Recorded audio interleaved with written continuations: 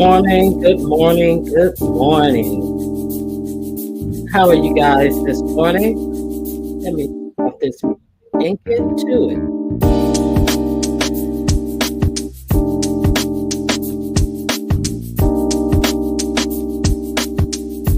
Thank you guys for coming out, waking up with me this morning. Okay, let me say hello to a couple of you guys who are in the chat.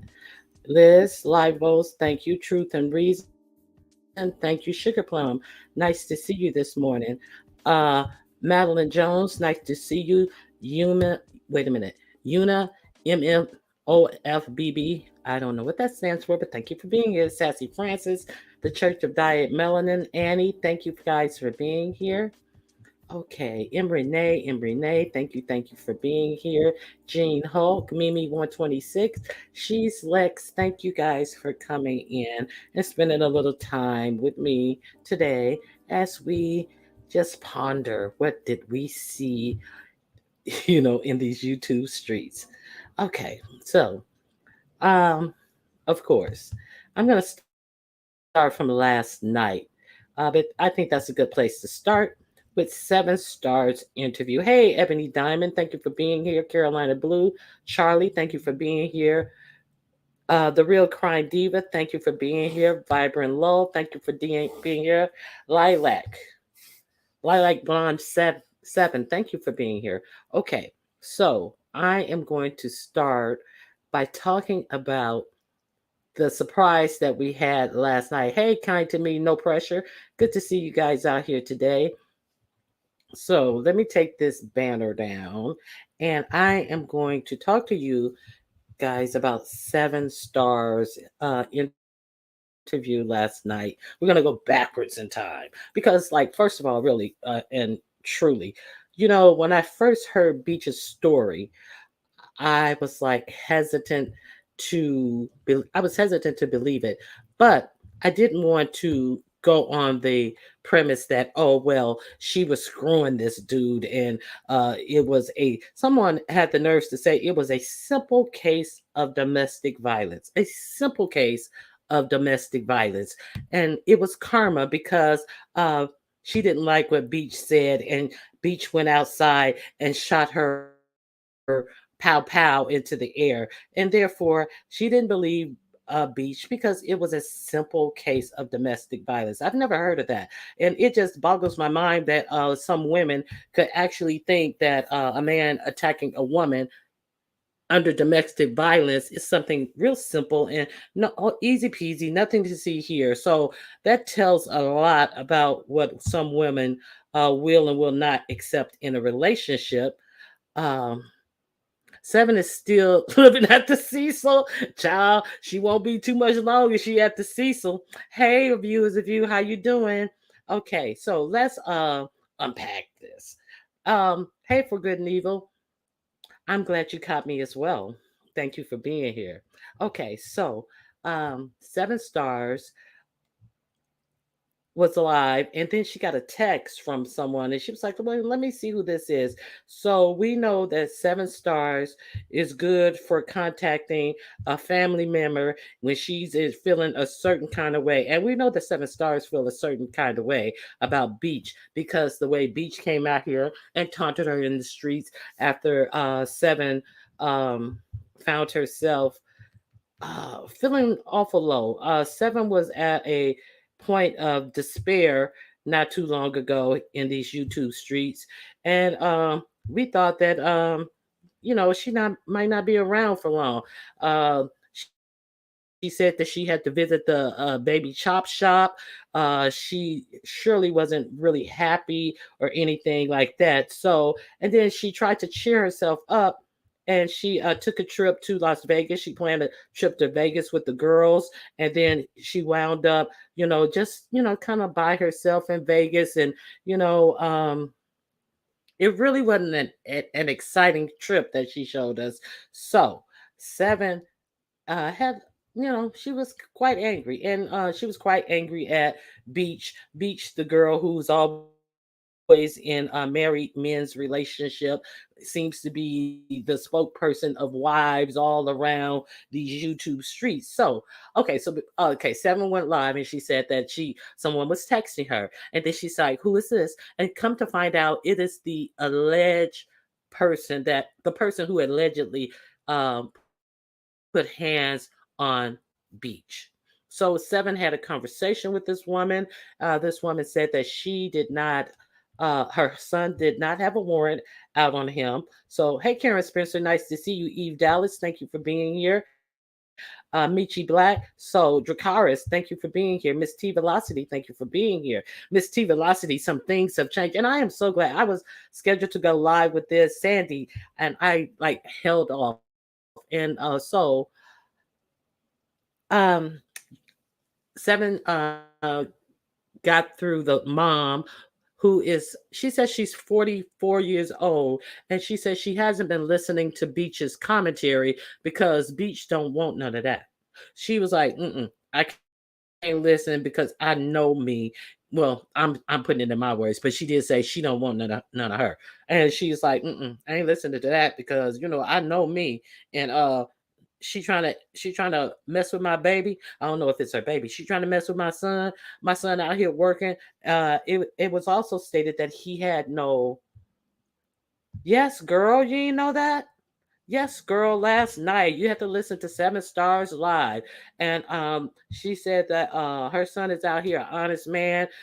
Someone had said that he had a record yesterday, but it was stated by the mother that he did not have any kind of record. He did not have a warrant, because if he had one, he would have been arrested when he went down to the sheriff department to check on said warrant that was buzzing around the YouTube streets. So this is what the mother told Seven Stars last night. And you know, she didn't want to say much, but here's the horrible part. When Seven said that she had contacted someone at his job, and she was like, "Oh, that's good." She said, "I need now."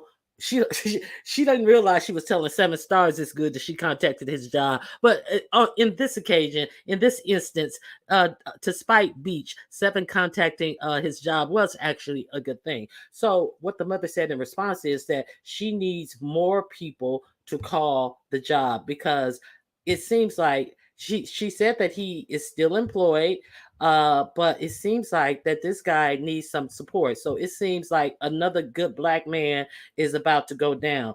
It seems like a man who, we're not sure what happened, but it seems kind of obvious that right now at this point, this Beach is lying. So, child, I saw Beach driving around his apartment complex. Is she on that shit? And it was another interesting thing that I'm glad you said that, because Seven is always calling somebody family. Why don't she call her own family? She's psycho.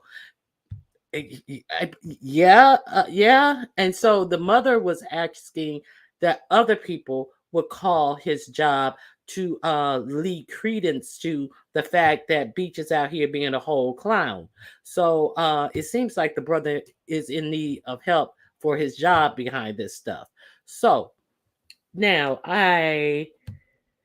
yeah, that's, who wants to, okay, let me say this. I don't know what happened. I do not know what happened. But from everything that me listening to what Beach said has happened, doesn't seem practical. It doesn't seem like it's rational. It doesn't seem like it happened. From her saying that the guy told the cop what to tell her what he could do to pay for her to not press charges. charges or pay for it to make it okay to fix it. Who's going to tell the cop that? Who is going to tell a cop that? Okay, that is a definite case. That's admitting guilt. Who's going to tell a cop that? And so it doesn't seem like Breach's story is holding water, in my opinion. That is exactly what it seems to me. So the mother uh, left off the phone with a request that people would call in. Seven then put the information on her banner, so people on her ticker, so people could call in if they chose to. So yeah, that's what's going on with that seven stars end of the situation. So let me see what you guys. Hey Manny, let me see what you guys think about. It was when Beach said the cops let the dude leave is when she fucked up and I knew she was lying. Uh-huh. So the cops didn't, and I heard someone else. Every state varies, and I heard someone speaking about like if the cops don't pick up a warrant, you are more than welcome to go down and try to file for a warrant yourself in some states. So that I never heard of that. I know in California on domestic violence, if it's questionable whose story is true, they arrest both of the people and they let them sort it out in court. So that is a new spin on a domestic violence type of call or an assault call. So it doesn't seem like either was at play as far as the police officer was concerned enough to even arrest him or anything like that. So I wouldn't touch that. Okay, so let me see what else you guys are saying. As a member of the D9, we don't nope, we don't want no parts of this mess. Stop wear your sorority on the other sleeve. Jeez. Um, there is a post from someone with a name of Ski Wee who told her something about, well, if it's true, why don't you give us a demonstration of how it happened? I don't know if that's a real sister, a troll page, or anything, because it seems like they had some questions about all the different ways that she said this event happened. So they're asking for an actual replay of how it happened. Do you think that it would be a good idea for people to call this job? People can call to save his job or get it taken away. I understand that. I'm just relaying the message that I heard. I'm just telling you, I'm not calling. I'm not calling, but the mother seems to think that it would help him, but I'm not calling. And it's unfortunate that this man finds himself in a situation such as this. And I'm pretty sure that Beach has been in contact with his job because the simple fact that she's like, oh, you going to be a million. Wait a minute. Let me see if I got the post. Uh, the simple way that she has handled this from the start. I have a couple of screenshots I will share with you. Okay, here's the first one. Here's one of the screenshots. And she had this man whole name, dear Mrs. So and so, the unfortunate wife of first name and last name. Lady, turn your husband in and save yourself. Harboring a fugitive will have you locked up too. They are coming. We found you and your mama.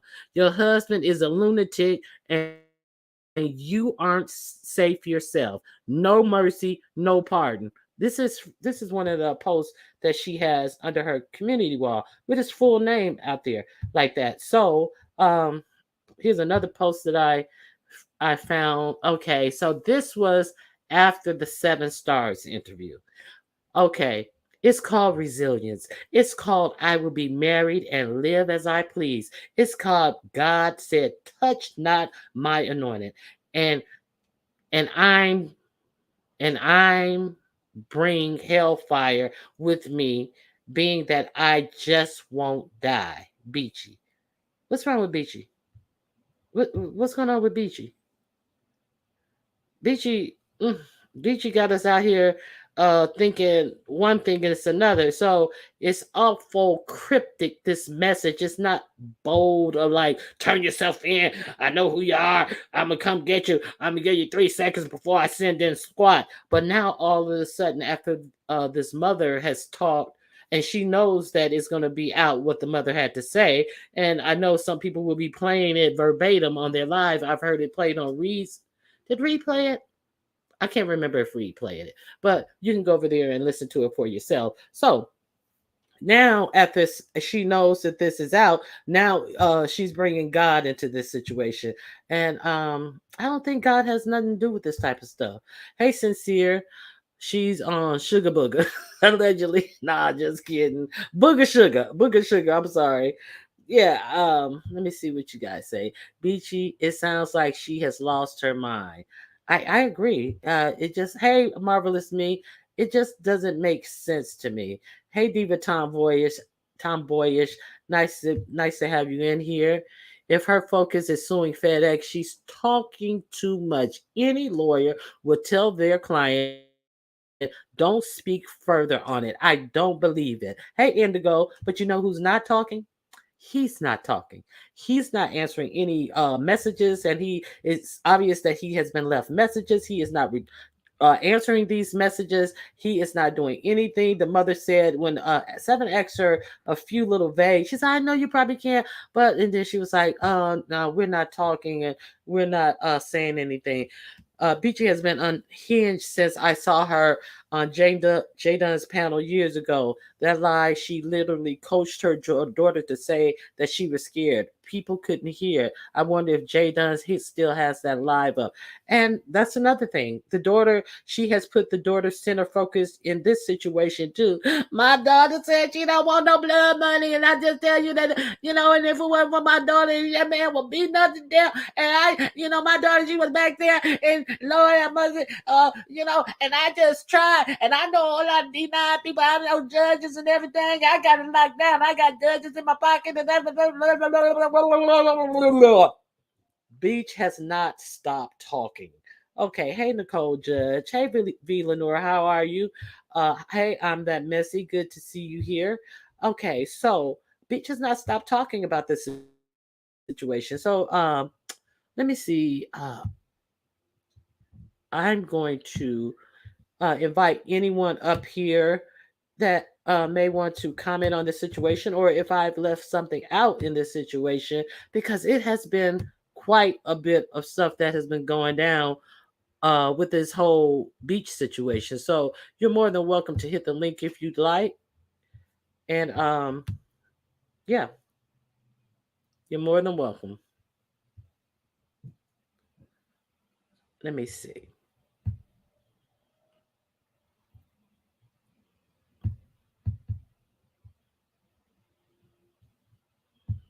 One second.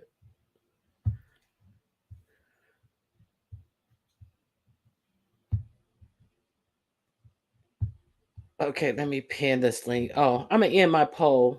I see 53% of you have hit the like. Oops, I forgot. I forgot. It's like 20 something percent. If you hit it on the way out, I greatly appreciate it. So let me see what you guys are talking about. Okay. Oh, let me pin my link. Just in case anybody want to hit the link, you're more than welcome to hit the link. So V Lenore, did you make the cut?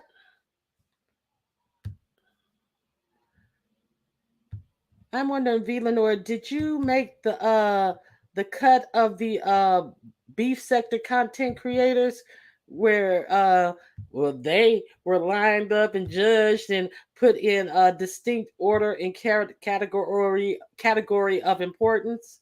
Did you make that cut? I pray for her. Yeah. When putting stank on road rage goes wrong. So you think it's road rage? Okay, so we have one opinion. Um,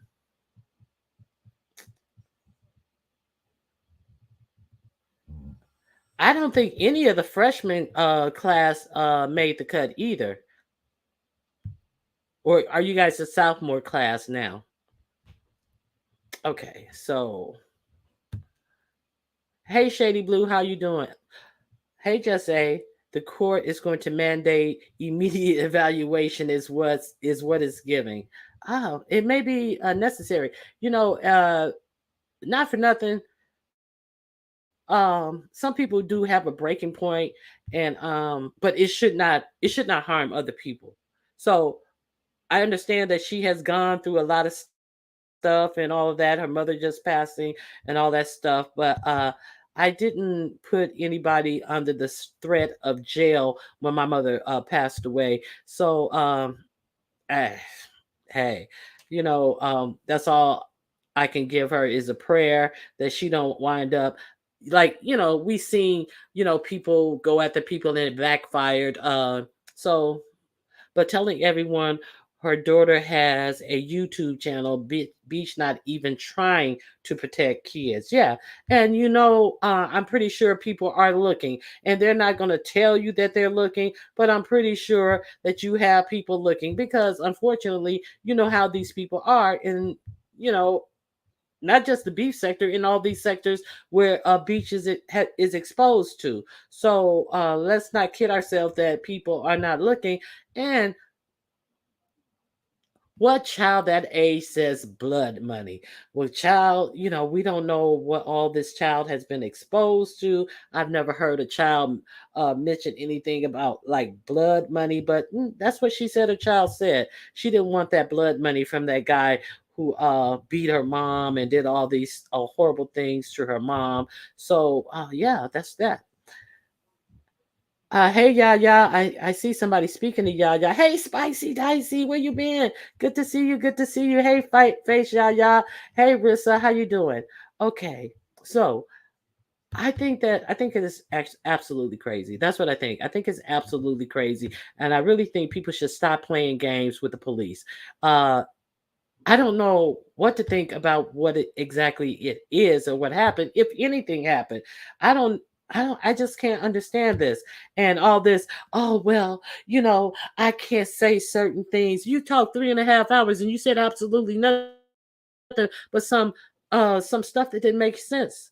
But I just know she spoke 3.5 hours because somebody else said time. I cannot watch Beach in real time because, and some people probably say the same about me, because she just goes all over the place, and you ask her a question, and she has to go back to eighth grade and what color socks she used to wear on Fridays because of this tradition. And you ask her what time it is. And this is how she has to answer questions. I just can't do Beach in real time. So V. Lenore said this on her live a few days ago. I don't even watch that lady, but I had to go and look at the commentary was made about it. But and see, that's when I can go and I can red ball on 2 times the speed. I had to 2 times the speed and red ball. I didn't even go through this last slide because I was just like so done when I heard, okay, I've heard her side. I heard a little bit of what is giving on the other side. The other side is not talking. The other side wants more information than they are talking. So, that's it. Okay, let me see what you guys are saying. Okay, yeah, I think it's crazy, and I think that Beach messed around with the right person on the wrong day, and she should have known that Seven Stars was going to be laying in wait. And bravo, Seven Stars gave us content out here on these streets based on her reputation of looking up people's relatives and contacting them. I want your Sora to stop wearing her letters during these live fiascos. Oh, that's right. That is a AKA. Yes, it is. Lex is like, shut up, shut up, shut up, shut up, shut up. Ronnie Hugh, did you see Seven's video? Yes, I saw it. I caught it after she had gone off live. I was able to catch it. So Lex says she wants her to stop wearing it too. And see, but like the serious part about this is that there's nothing good. There has always throughout history been nothing good about people calling the police, on black men for no reason. I mean, we all know this. I mean, for example, okay, for example, let me remove this comment. Okay, um, a cop pow pows an unarmed eighth grader accused of breaking windows in an alley. Okay. pow him. I think it struck him in his shoulder, and so it's just like so many cases of black men who are just pulled over for absolutely nothing. Just simple contact with them puts their lives in danger. We have, what about these 6 officers in Mississippi who just went into a house without a warrant, searched the house, uh pow one guy in the mouth. He lost half his tongue, broke his jaw. They put him in the bathtub, uh poured grease and all types of other things on them, violated them with a adult toy, violated them with an adult toy. And one of these cops doesn't even work in the district that this happened in. They self-titled themselves the Squad. Well, the Goon Squad has pled guilty to uh state and federal charges, including hate crimes. And fortunately, these black guys were able to live through it. So are these the people, are we calling out on some BS? Is this what we're doing? Okay, so let's talk about in Camden County. There was a guy named Cure. Oh God, I wrote his name down. Okay, I can't find it. Lex, do you know his first? Oh, wait a minute, it's in my phone. Okay, so I'm pretty sure you guys heard of this guy named Leonard Cure. Leonard Cure, about 7:30 a.m. in Camden County, a deputy stopped Cure as he was driving the Interstate 95, and Georgia Bureau of Investigation said. So Georgia Bureau GBI is involved, and they're telling you what happened. Cure complied with the officer's command, including getting out of his car. The state agency noted, until the police told him he was under arrest. Well, what was he under arrest for, you may ask? However, Cure did not comply, the GBI said. The deputy pulled out his gun and shot Cure. According to the GBI, paramedics treated Cure, but he later uh, did not make it. And Tuesday emailed the GBI, told the Miami Herald that Cure was pulled over and placed under arrest for reckless driving and speeding. Okay, they were hesitant to release the body cam footage, and however, Cure. Okay, I got that one. They um they were hesitant to release the body cam footage. There is video footage, but it is not being released at this time, she said. Prior to Cure working towards I think that's his attorney, said he was working towards buying a house and going to college, something that he will never be able to do. He had been working a job in security, and he had hoped to go to college and wanted to work in the broadcast radio production. Okay, he was buying his first home. So what else is it about Cure that you may not know? You may not know why Cure did not want to be arrested, because Leonard Cure had recently been released from a 16-year prison stint where somebody falsely accused him, and he had spent 16 years in prison. And I want to show you a little clip of a video of when this cop said that he was arresting him because of speeding and reckless driving. You passed me doing more than 100 miles an hour. So when they said he complied up until then, and he asked the right questions. What are you arresting me for? But no, that wasn't good enough. You know how they are. Okay, let me find it. Oh, here we go.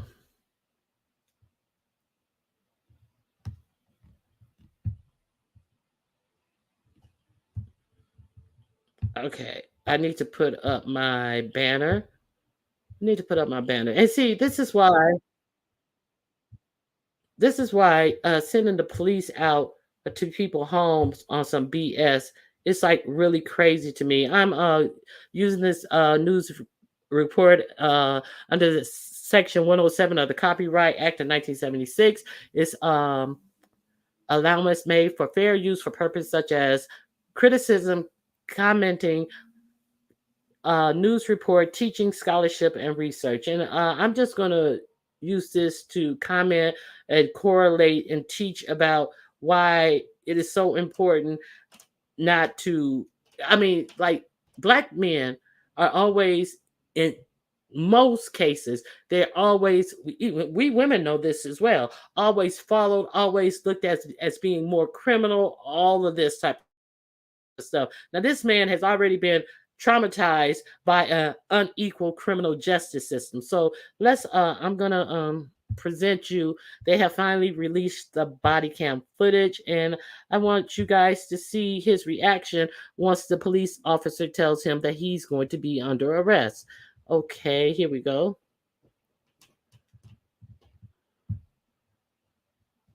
I'm going to share this with you. Offenses. I don't have a ticket. Put a 1 in the chat if you can hear me. In Georgia. You do now? Why? You passed me doing 100 miles an hour. And what? I'm not going. Hands behind your back. Yes, you're going to jail. Hands behind your back. Put your hands behind your back.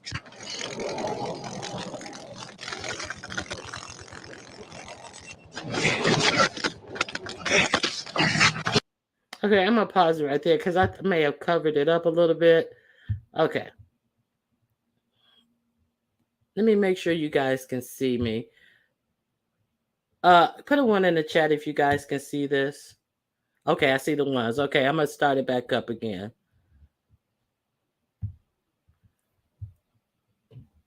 Pass me doing 100 miles an hour. And what? I'm not going. Hands behind your back. Yes, you're going to jail. Hands behind your back. Okay, so now a taser is a use of force weapon which you are to use to combat the force that you are given. The man was had one hand on the car, one hand pointing in the sky. So what force was this cop using this taser on this man for? He had already called for backup. So what force was he using this use of force weapon to combat? Okay, there's that. Put your hands behind your back.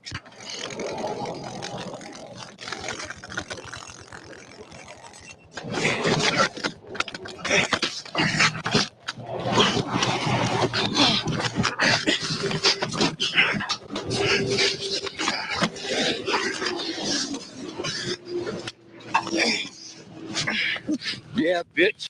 Okay, I'm gonna stop it right there. So he pulled out his baton first. The guy was getting the better of him. He was swinging his arms when he was windmilling his arms. They believed that was to get the taser strings, wrapped up in his arm to pull him out of his own body. Okay, so I'm gonna fast forward it.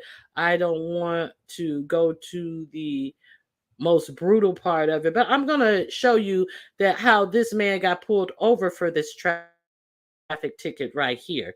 Okay, so he speeds past this officer. The officer's in lane 3. He speeds by him, and then this is what ensues. Step out! Step out! Get out! Get out!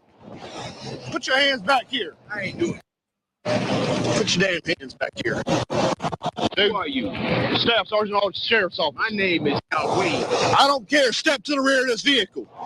In the name of who? In the name of the law of the state of Georgia. Step back here. Now or you're getting tased. I'm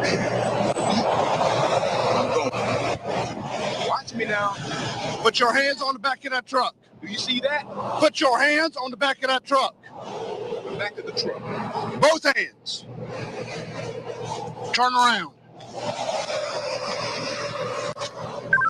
34. Can you send me another unit? One non-compliant.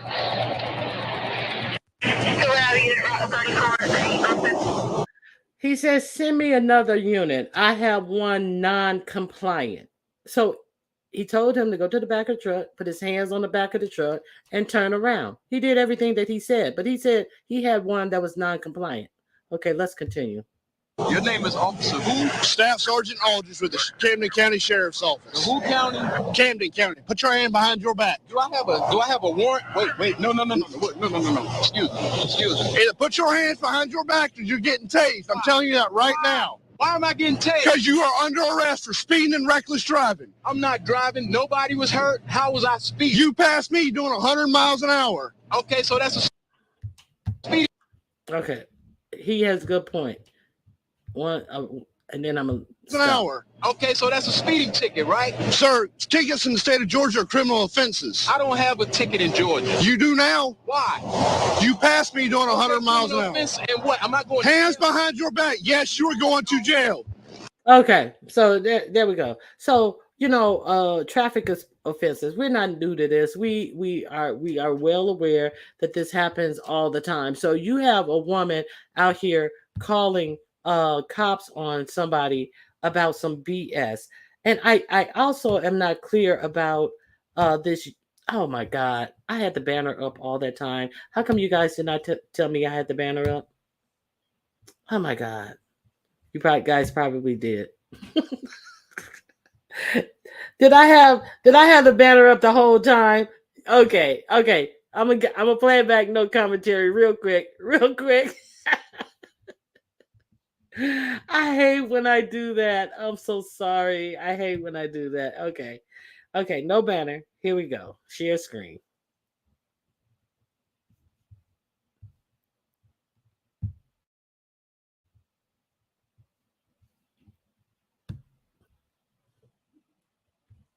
Okay, let me find it real quick. I'm not going to do any commentary on it. I will stop it at certain points, but I will not do commentary on it because you guys heard my commentary. Okay.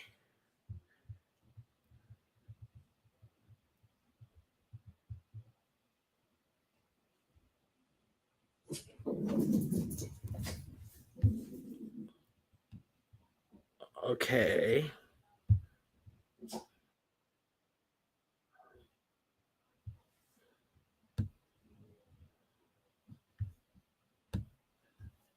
Here I come. Forgive me. Here we go.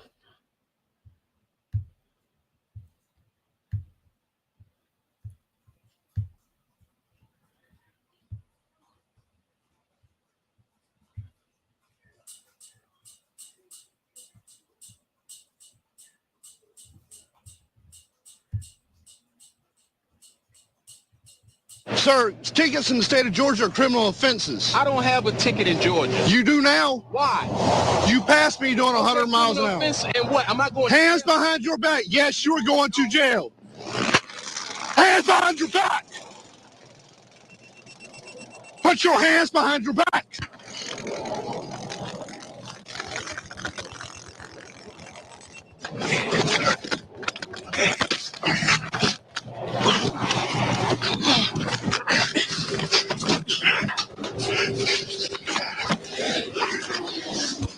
Okay, that's the baton he's taking out. I'm gonna stop it before the actual incident. Okay, so that was the first part of it, and I'll let you see the pull up when he initially encountered the man. Okay, here we go. Step out! Step out! Get out!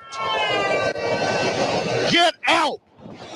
Put your hands back here. I ain't doing it. Put your damn hands back here. Who are you? Staff Sergeant Aldridge, Sheriff's Office. My name is Wade. I don't care. Step to the rear of this vehicle. In the name of who? In the name of the law of the state of Georgia. Step back here now or you're getting tased. I'm going. Watch me now. Put your hands on the back of that truck. Do you see that? Put your hands on the back of that truck. The back of the truck. Both hands. Turn around. 34. Kevin, send me another unit. One non-compliant. Okay, he complied with what he told him. Put both his hands on the back of the truck. He told him turn around. He turned his head. So he says he has one non-compliant. This is a man who just got exonerated after being wrongfully accused and spending 16 years in jail. So he's complying up until the point of when this fool, lying fool, tells him this. Your name is Officer who? Staff Sergeant Aldridge with the Camden County Sheriff's Office. Who county? Camden County. Put your hand behind your back. Do I have a warrant? Wait. No. Excuse me. Either put your hands behind your back or you're getting tased. I'm telling you that right now. Why am I getting tased? Because you are under arrest for speeding and reckless driving. I'm not driving. Nobody was hurt. How was I speeding? You passed me doing 100 miles an hour. Okay, so that's a speeding ticket, right? Sir, tickets in the state of Georgia are criminal offenses. I don't have a ticket in Georgia. You do now. Why? You passed me doing 100 miles an hour. Offense and what? I'm not going hands behind your back. Yes, you're going to jail. Okay, so that's where we started. Okay, so we're back to where we started. So that is one of the reasons why, it is so offensive that that she took this route with this man. It's not cool.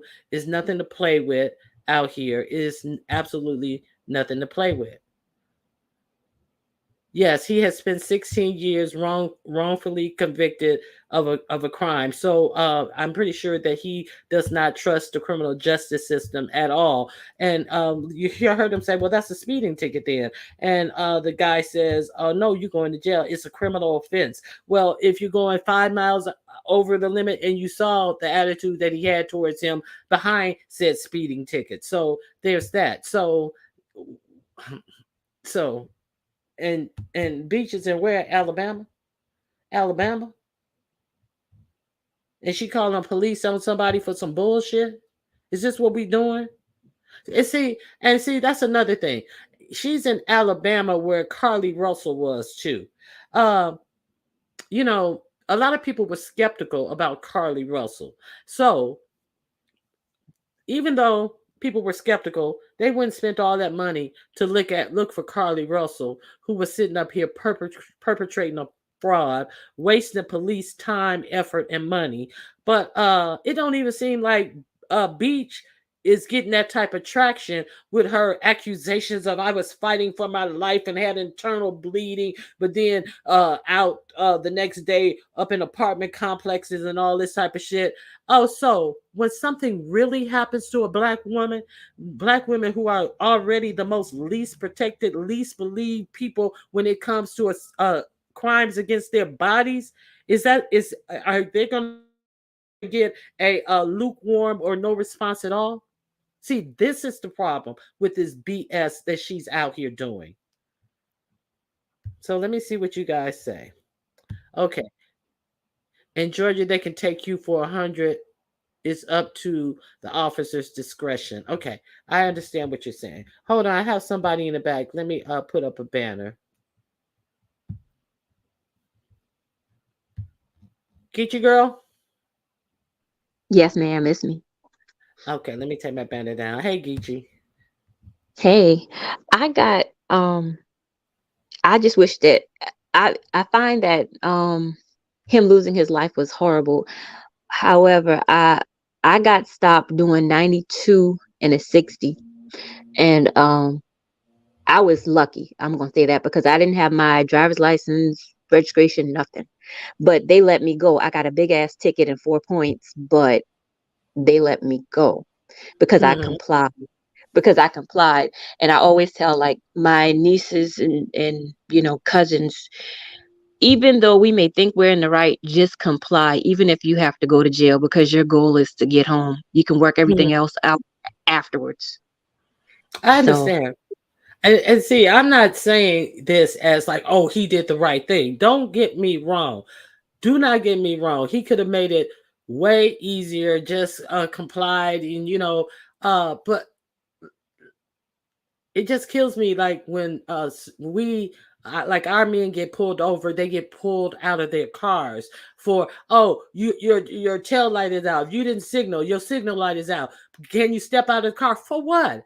Just write me a ticket. Why do you always have to step out of officer safety? I smell weed, I'm gonna get a dog to run. I mean, it's the same old song and dance, and I understand that people get tired and frustrated and sick of it, but you can fight it in court if you live through through it and just like, and then it makes you seem like you gotta be, yes, a master. And I understand the frustration in that when, like, if you're pulling over me for a moving violation, just write me a ticket, especially if it's not. I understand that certain amounts over the speed limit automatically constitutes reckless driving if you're 25 or 30 miles per hour over the posted speed limits. But at some point, who is that? James Baldwin wrote that being black in America means like you're living under pressure. Is it every day or your life? I forget the quote. It's something to that effect. At what point? Where's the breaking point? Everybody wants us to understand this and understand that, and then okay, we'll take it to the court system where they're gonna throw it out. People have no faith in our systems anymore, and it's now you got to live. You got to do what's best to live. Don't get me wrong, but I'm just like voicing the frustration. And hey, Shanice, she should not have been putting this man in any type of situation to deal with no Alabama law enforcement. That's my whole point, I guess. I'm venting on top of it too. Now, as much as I want to talk about that, about that situation, yeah, I can't talk about that situation. I can talk to you in private, but I'm not doing that right here publicly, Right. But as far as Leonard Cure is concerned, I feel like the officer, when he first got out, he was just extremely aggressive. He had whatever his plan was set out from the beginning. And I guess because of his previous, situation with being incarcerated for 16 years for a crime that he didn't commit, he was just afraid of going back to jail. Anybody would be. I mean, 16 years for a crime that you didn't commit. And then he just recently got that settlement of what, $800,000. That's nothing. You lost 16 years of your life. Absolutely nothing. Some states have it where you cannot even collect any money if you have been released, if you have been wrongly accused. Some states you can't even get any money for it. They just send you on your way with whatever they pay in jail. I mean, yeah, so don't get me wrong. The only thing that I am really saying about this whole topic is I can see this man's frustration, even in him complying.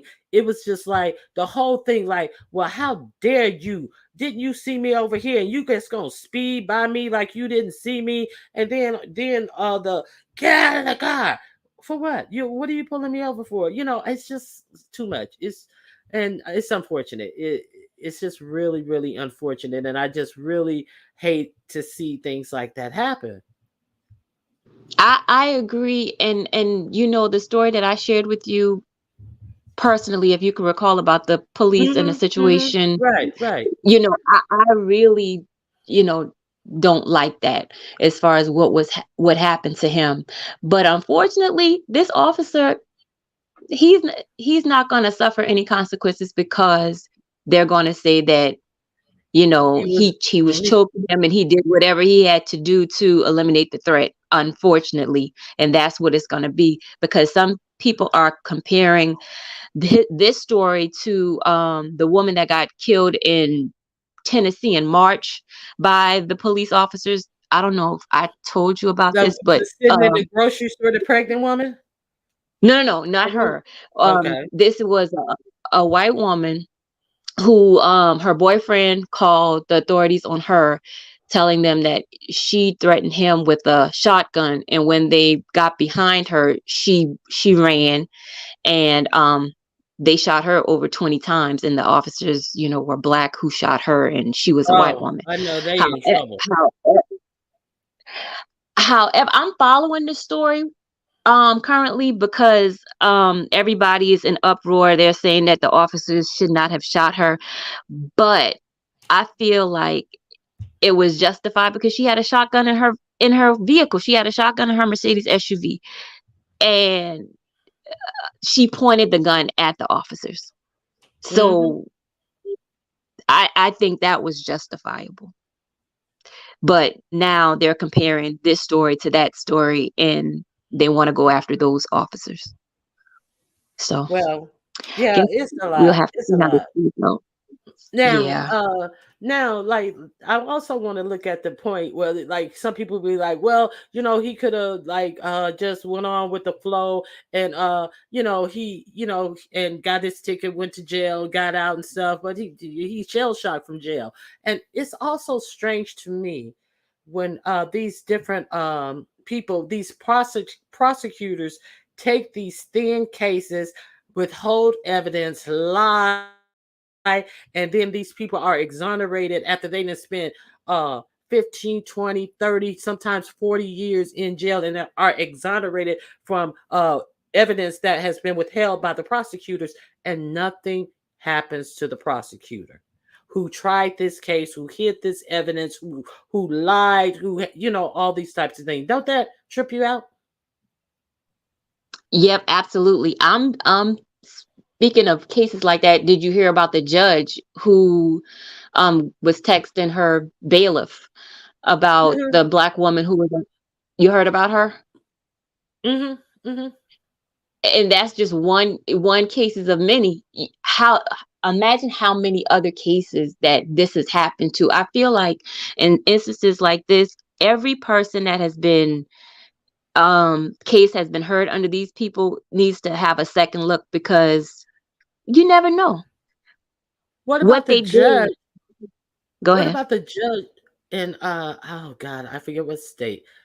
I'm gonna pull it up. I'm gonna put it on my community wall. What about the judge who he is not even a lawyer, but under a certain glitch in the system, is the town is under so many people that a non-attorney can run for judge. This man ran for judge, pulled a gun out on the guy when he was standing in court. He was on the bench and What? pulled a gun on this dude, a black dude, of course. And then his excuse was that, and he has been taken off the bench, and charges are put on him. He has charges pending on him. But what his excuse was that this man was so menacing and big, and and he was so scary. And now this judge is like a big old tall, big old big bone redneck. And then the guy who was standing behind his defendant podium was 5'9" or 5'11" and weighed 160 something pounds. And the prosecutor said, Wow. even the prosecutor said, they said that they had to try him because the prosecutor and all the witnesses, the court witnesses, was like, it's no way in heck nobody's gonna buy that cockabill bull story. And you know what else this guy does for his regular business? He runs the gun store in that town. It's just like horrible. Like some people look at us and like they said, Mike, like they excuse they use with Mike Brown, and like he was like superhuman. No, he was an 18-year-old young man. Everything we are all of a sudden we so threatening and so menacing and all this stuff. Don't be calling no cops on no man telling that somebody he beat you within an inch of your life, and then you on YouTube talking about, oh, you gonna be dancing tomorrow, and how much you gonna get from FedEx and all this type of bull. You know what I'm saying?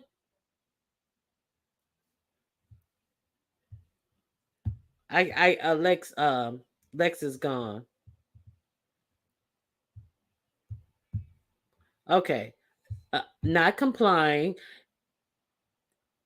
By not complying, it allows the cops and lawyers to have a legal defense for justified killing and self-defense. We have to be alive to fight the next battle, the war, because war is losing and hard. Yes, I agree. I'm just venting, but you have to comply because it would just give them the reason, and they don't even need a reason, and they're getting off. So you definitely okay. Now D Cop is here. D Cop, let me see what you have to say. Okay. I missed the first part. Lex, she fell off. Okay, thank you for coming up, Lex. Lex fell off. Maybe she got a phone call. You guys know how it is. Hey, Maverick. So, okay, now I talked about these prosecutors who will try these different cases and everything. So I'm gonna put up my banner. I'm going to put up my banner. I have one more thing I would like to share with you guys. Okay, this is used under the Copyright Act of 1976, which allows for fair use purposes such as criticism, commenting, news reporting, teaching, and scholarship. So this is a news reporting. So I remember to take my banner down. So I'm not going to stop it this time. I'm just going to let you guys hear this news story about these prosecutors who had prosecuted this man, and you'll hear how long this guy was in jail for. So, and you'll hear what they did to get him put in jail. Okay, let's go.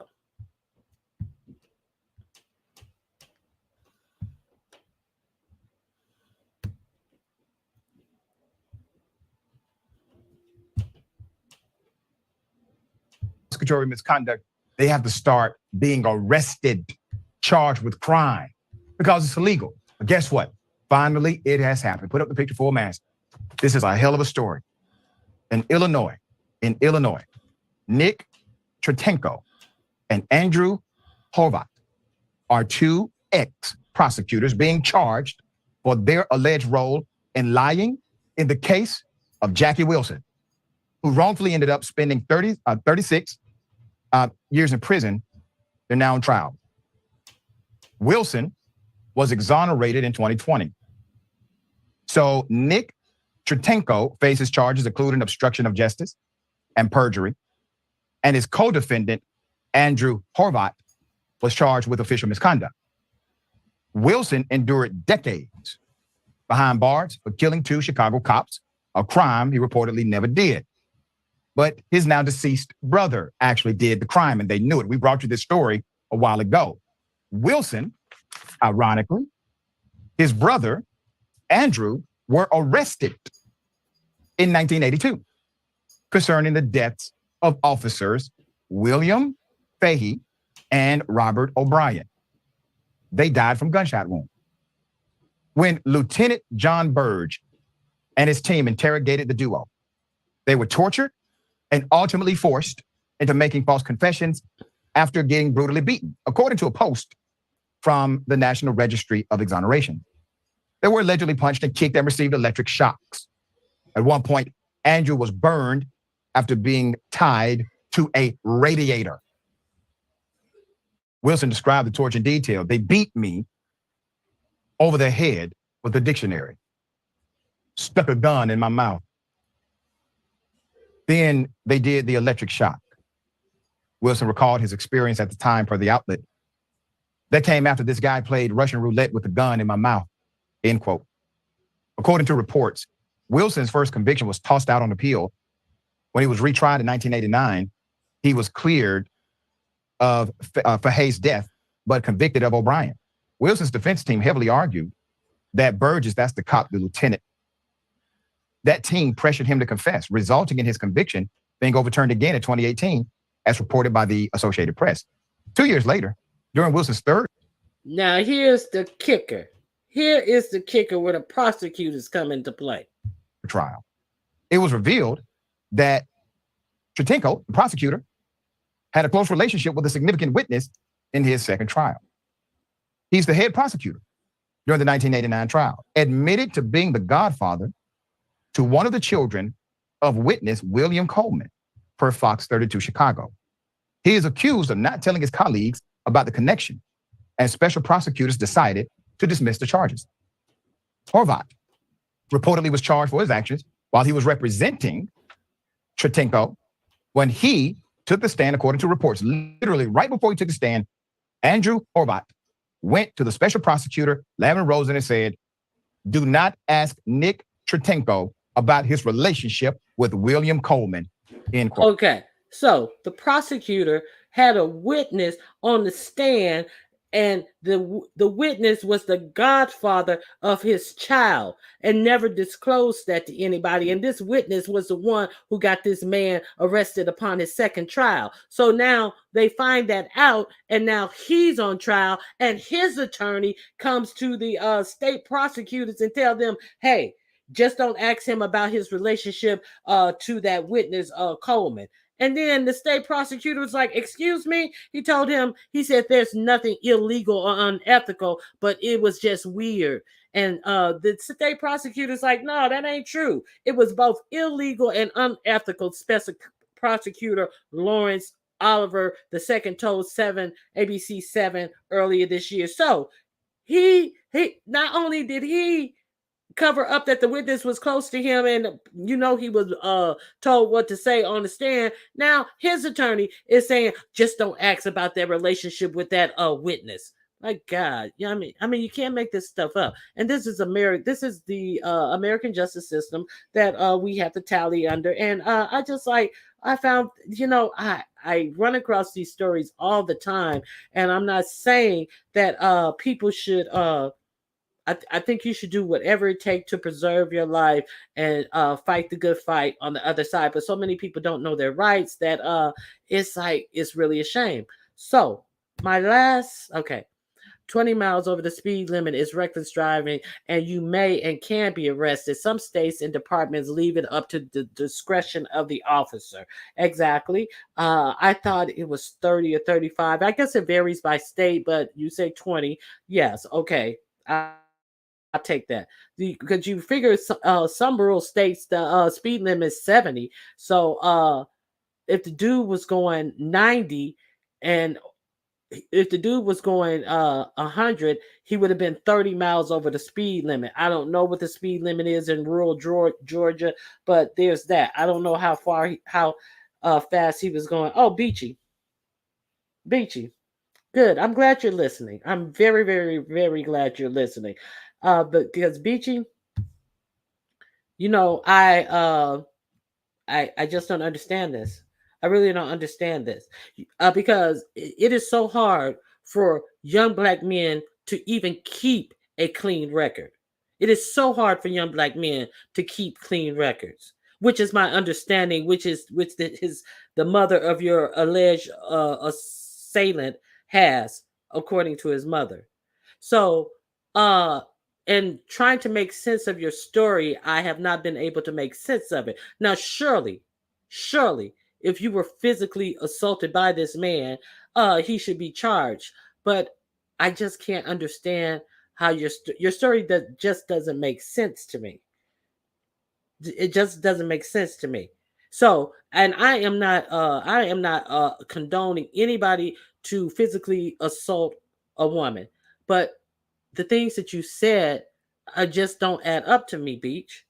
And so this is why I'm having a problem, getting comfortable with like saying anything other than how I feel, because I live in a place of I see what happens to not only black males, but black female as well. Black females not being believed when something has really happened to them. I live in that area. I live in the era of where you can just point at a black male and he can be locked up for the rest of his life on some shit that's not really true, Beach. So I'm not comfortable with this whole situation, and I'm not resolved to believing anything. And the fact of the matter is, I think that people take too much at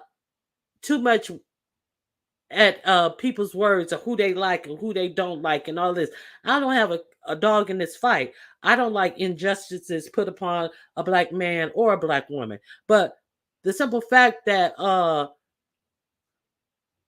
of this emoting from a YouTube channel, if you have an attorney, does not make sense to me, because anybody who has an attorney would first of all, you're an educated woman, you would know that you don't need to be out here talking all this talk on a YouTube platform where people may or may not like you. And so, for instance, you got 7 stars who activated on you last night. So anybody with an attorney would know these things. And the other thing is that what do you have to?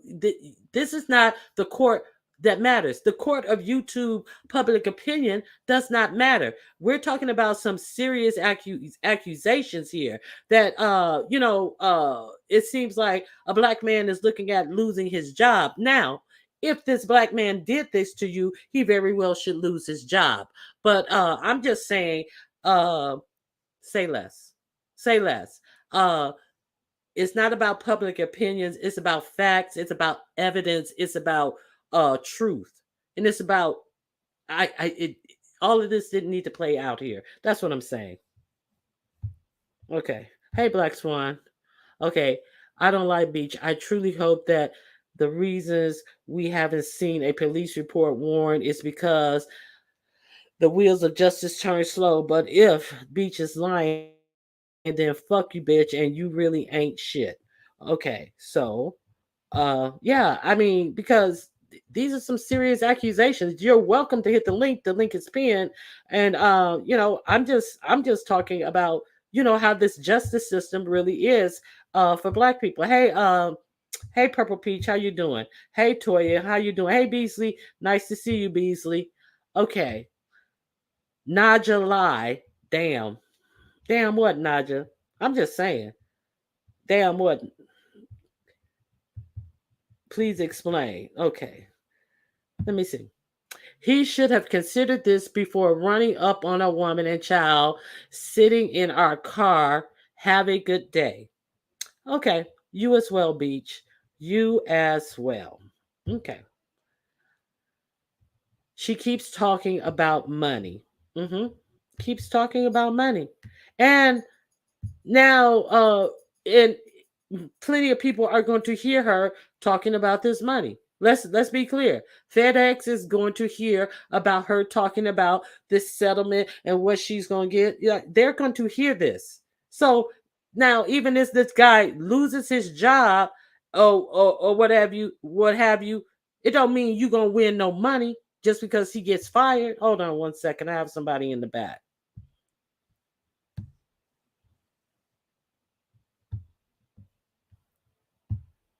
Hello, Beasley. Good morning, Ronnie. How are you?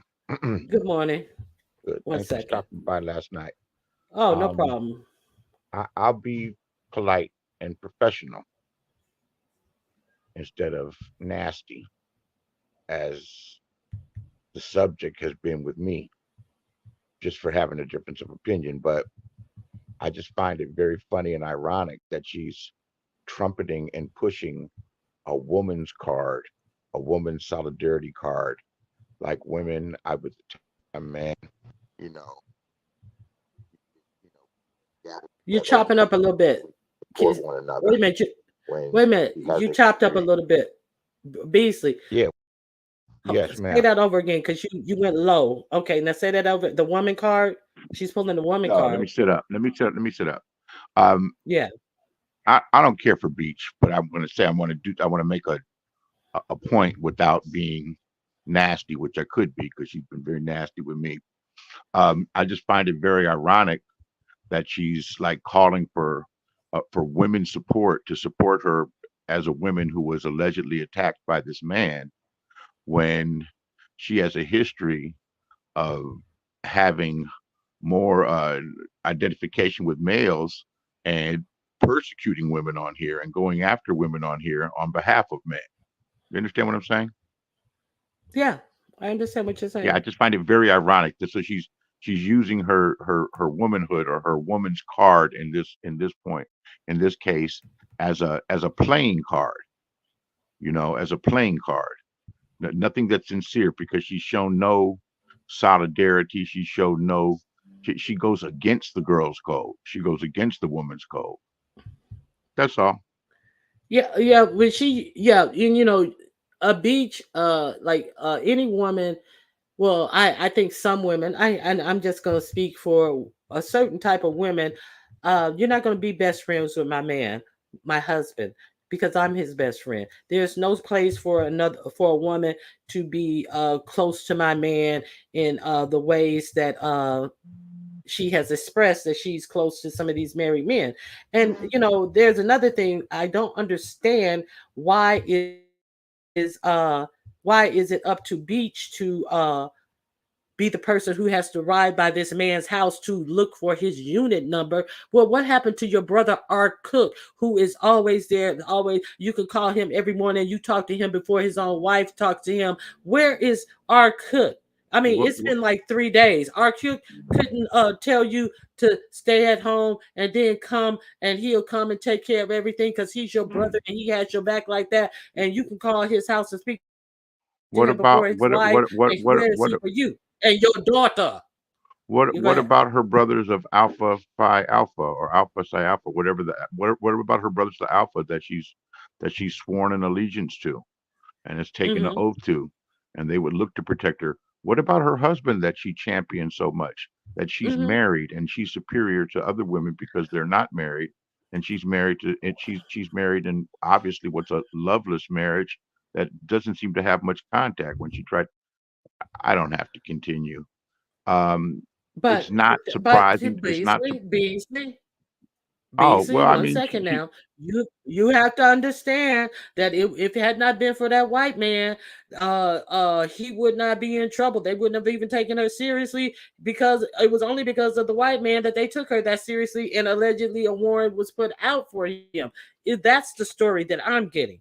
So let's not poo poo on the I've white man. heard that I've heard that angle pushed as well. But I was just speaking of how she flexes, so to speak, on other women for being married when obviously it's a marriage in paper only. They're not. Doesn't seem like they're It's a cohabitating. contract.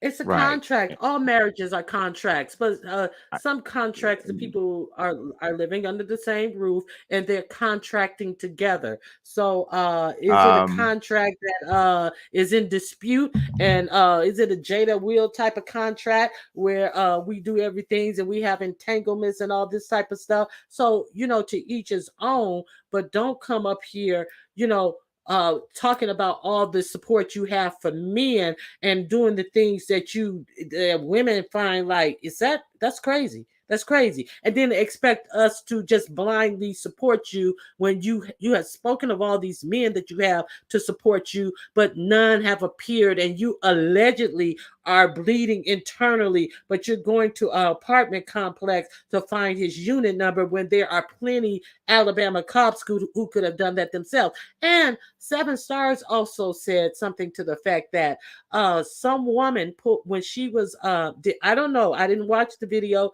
She said if you notice that when Beach was driving around the apartment complex, somebody drove up on her. I don't know, you guys tell me in the chat if this happened. Some woman drove up on her and asked her what did she need, and she said she was looking for this specific person, and they told her you're going to have to go to the rental office. Is that direction, this direction, this direction? And Seven said that the car actually followed her. If you notice, the car actually followed her to make sure she got to the destination where she could get that information from. And then Beach didn't get out, didn't go to the place where she was told to go, and just like complained, like, oh, if I got to go through all this, if I got to do, but you're right there at the complex. Do you really want the number? Do you really want the solution? Or do you just want to drive by there and talk on YouTube about what you doing? Or do you really want to get the number? You really want to, is it bullshit? So did you guys see that happen? Did you see that happen, Beasley? I heard about it. I got bits and pieces, but I've got like the main stuff, and I'm hearing more and more and more. She got kicked out by the I apartment did complex accuse her. manager. That's what I Naja. have accused her Okay. repeatedly.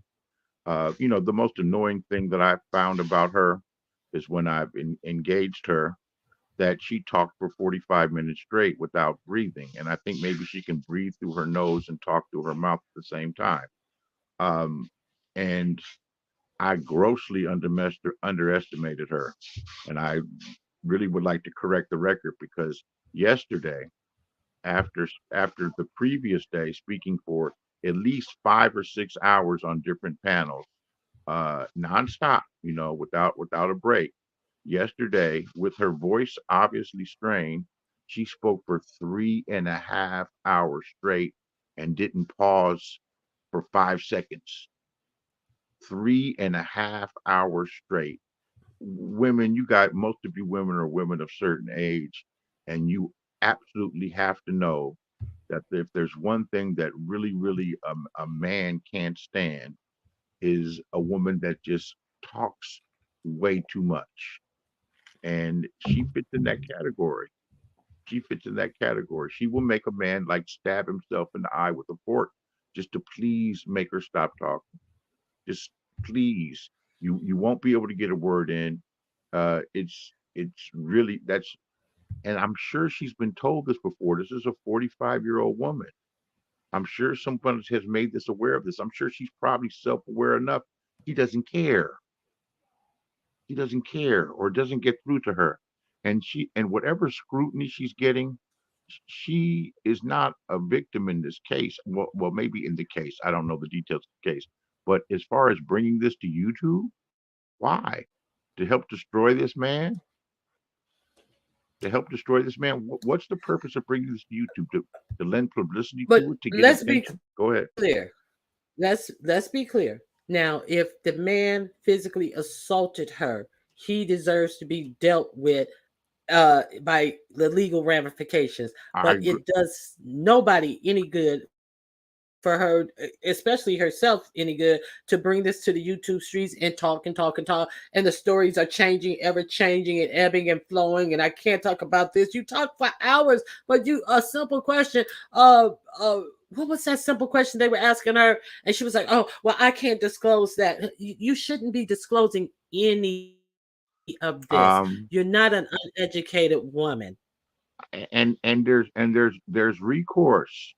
If a crime is committed, Yes, apparently the police were there and they chose not to arrest the man. Now this is Alabama we're talking about. Okay? yes. This is Alabama we're talking about. Also, I'd like to mention the man's name, his he's getting all of this publicity and scrutiny and severe scrutiny. I saw his doc or something that was put up, some information about him, and said that he's a member of the Nation of Islam. I didn't see. I'm not looking for anything. I just happened to see that and hear I didn't look for it. seven. I just know that the majority of the men of the Nation of Islam carry themselves in a certain way, polite, lawful, and courteous for the most part, and definitely would have a respect for a black woman and would protect a woman, particularly a black woman, if she were being attacked, much less being the attacker. So that's certainly out of character for a member of the Nation of Islam. There's way more to this story. There's been a lot of speculation that maybe she was involved with this man. But Uh, listen. I cannot jump from an assault to her being involved with this man. Now, like I said, somebody made the point. Oh, well, this was a simple case of domestic violence. Well, it don't make no difference if it's violence against her. If he physically assaulted her, just saying that she was had a any type of physical relationship with him does not okay it. It does not okay it, and it does not make it. It does not simplify it if he physically battered her. I agree So with you. that's neither here nor there to No, me. no, no. It doesn't okay it, but what it does, it makes her a liar by omission. Hmm. She's not telling the complete story. She's turning it from a Rose rate incident when there's much more to it than that. That's Now, what it makes her look. Let's face facts. Beach is YouTube's is the beef sectors and the other sectors that are watching this. She's their very own Carly Russell.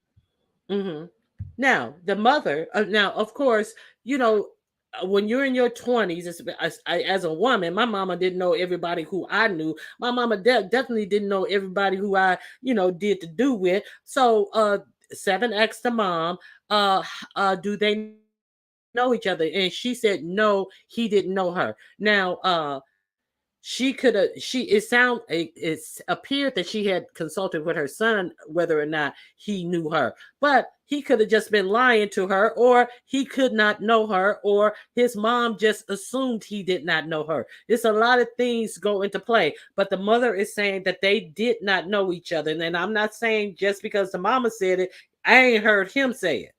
You see what I'm saying? Thank God for you mothers out there that protect our sons even when we're wrong. I don't, Mhm. because I know my mother wouldn't have talked to you. I wish she would have talked to you, and she would have said, definitely my son wouldn't do anything like that, even if I had done something like that. But back to bringing it to YouTube. Um, she has recourse legally through the criminal process. Apparently, the police were there. They're aware of him. She told her story. I guess he told his story, and there's been no arrest. Okay, uh, I Mhm. think I think I've learned that she said that there is an arrest warrant out for him. This is a smaller town in Alabama. They don't. They would go execute that warrant, that arrest warrant. Mhm. Second, Like they sec, gonna try to save a black man with a job? No, that's the right. first one they want under the Uh, jail. Look, Please. they would prosecute a black man with a multi-million-dollar job if he were an athlete, or if he were a Yeah, judge, or if he if were right. they and a regular man with a job, because you know how. Listen, let me tell you something. It's easy for these non-black men to get out of jail and get a job with connection, making good money, not even miss a beat. But a black brother, they find hard time because they got paper on their back. They can't even get jobs at McDonald's and stuff because they have no connection. They're And not and in that sorority of pale skin. and I think they've also doxed him and find that he has no criminal history. Right. Exactly. And that's Yeah. exact. Do you think that these people in Alabama want some working man with no arrest history out there on the streets and possibly looking tangible to his white daughter or granddaughter and say, "Papa, guess who's coming to dinner?" Mm-mm. No, no, no, no, no, no, no. Mm-mm. That's just my opinion, but Guess I'm who's kind of coming to skeeved. dinner? You remember the movie with Sidney Poitier? Guess who's coming to dinner? And Do he shows I? up. And Audrey Yes, Hepburn and Spencer Tracy exactly. You know in San what I'm talking about. Francisco, where he was where he was Look, the BC in doctor. San Francisco. Right. Yeah, and yes, okay. So do you think somebody in Alabama want that going on now? With the FedEx drivers that make good money, good livable money. She also what she seemed to have alluded to, the other avenue in the legal system is torts or a civil case, which would be, if he were working on duty and acted. Because he's their representative. No, They yeah, were. no, he's definitely Uh, representing the company, and if he does something like mhm. that, that would have some liability. That would be a lot of liability. Of course, they would deny it at first.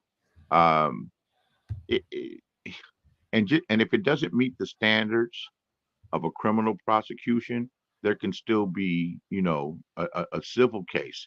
I don't think there's much of a case there, particularly if her stories are matching up. Which, if she does Mhm. have attorneys, the first thing they're going to tell you in a criminal or civil case, let me handle it and shut up. Let me handle it Exactly. and keep your mouth shut. In a criminal case, it's always shut up.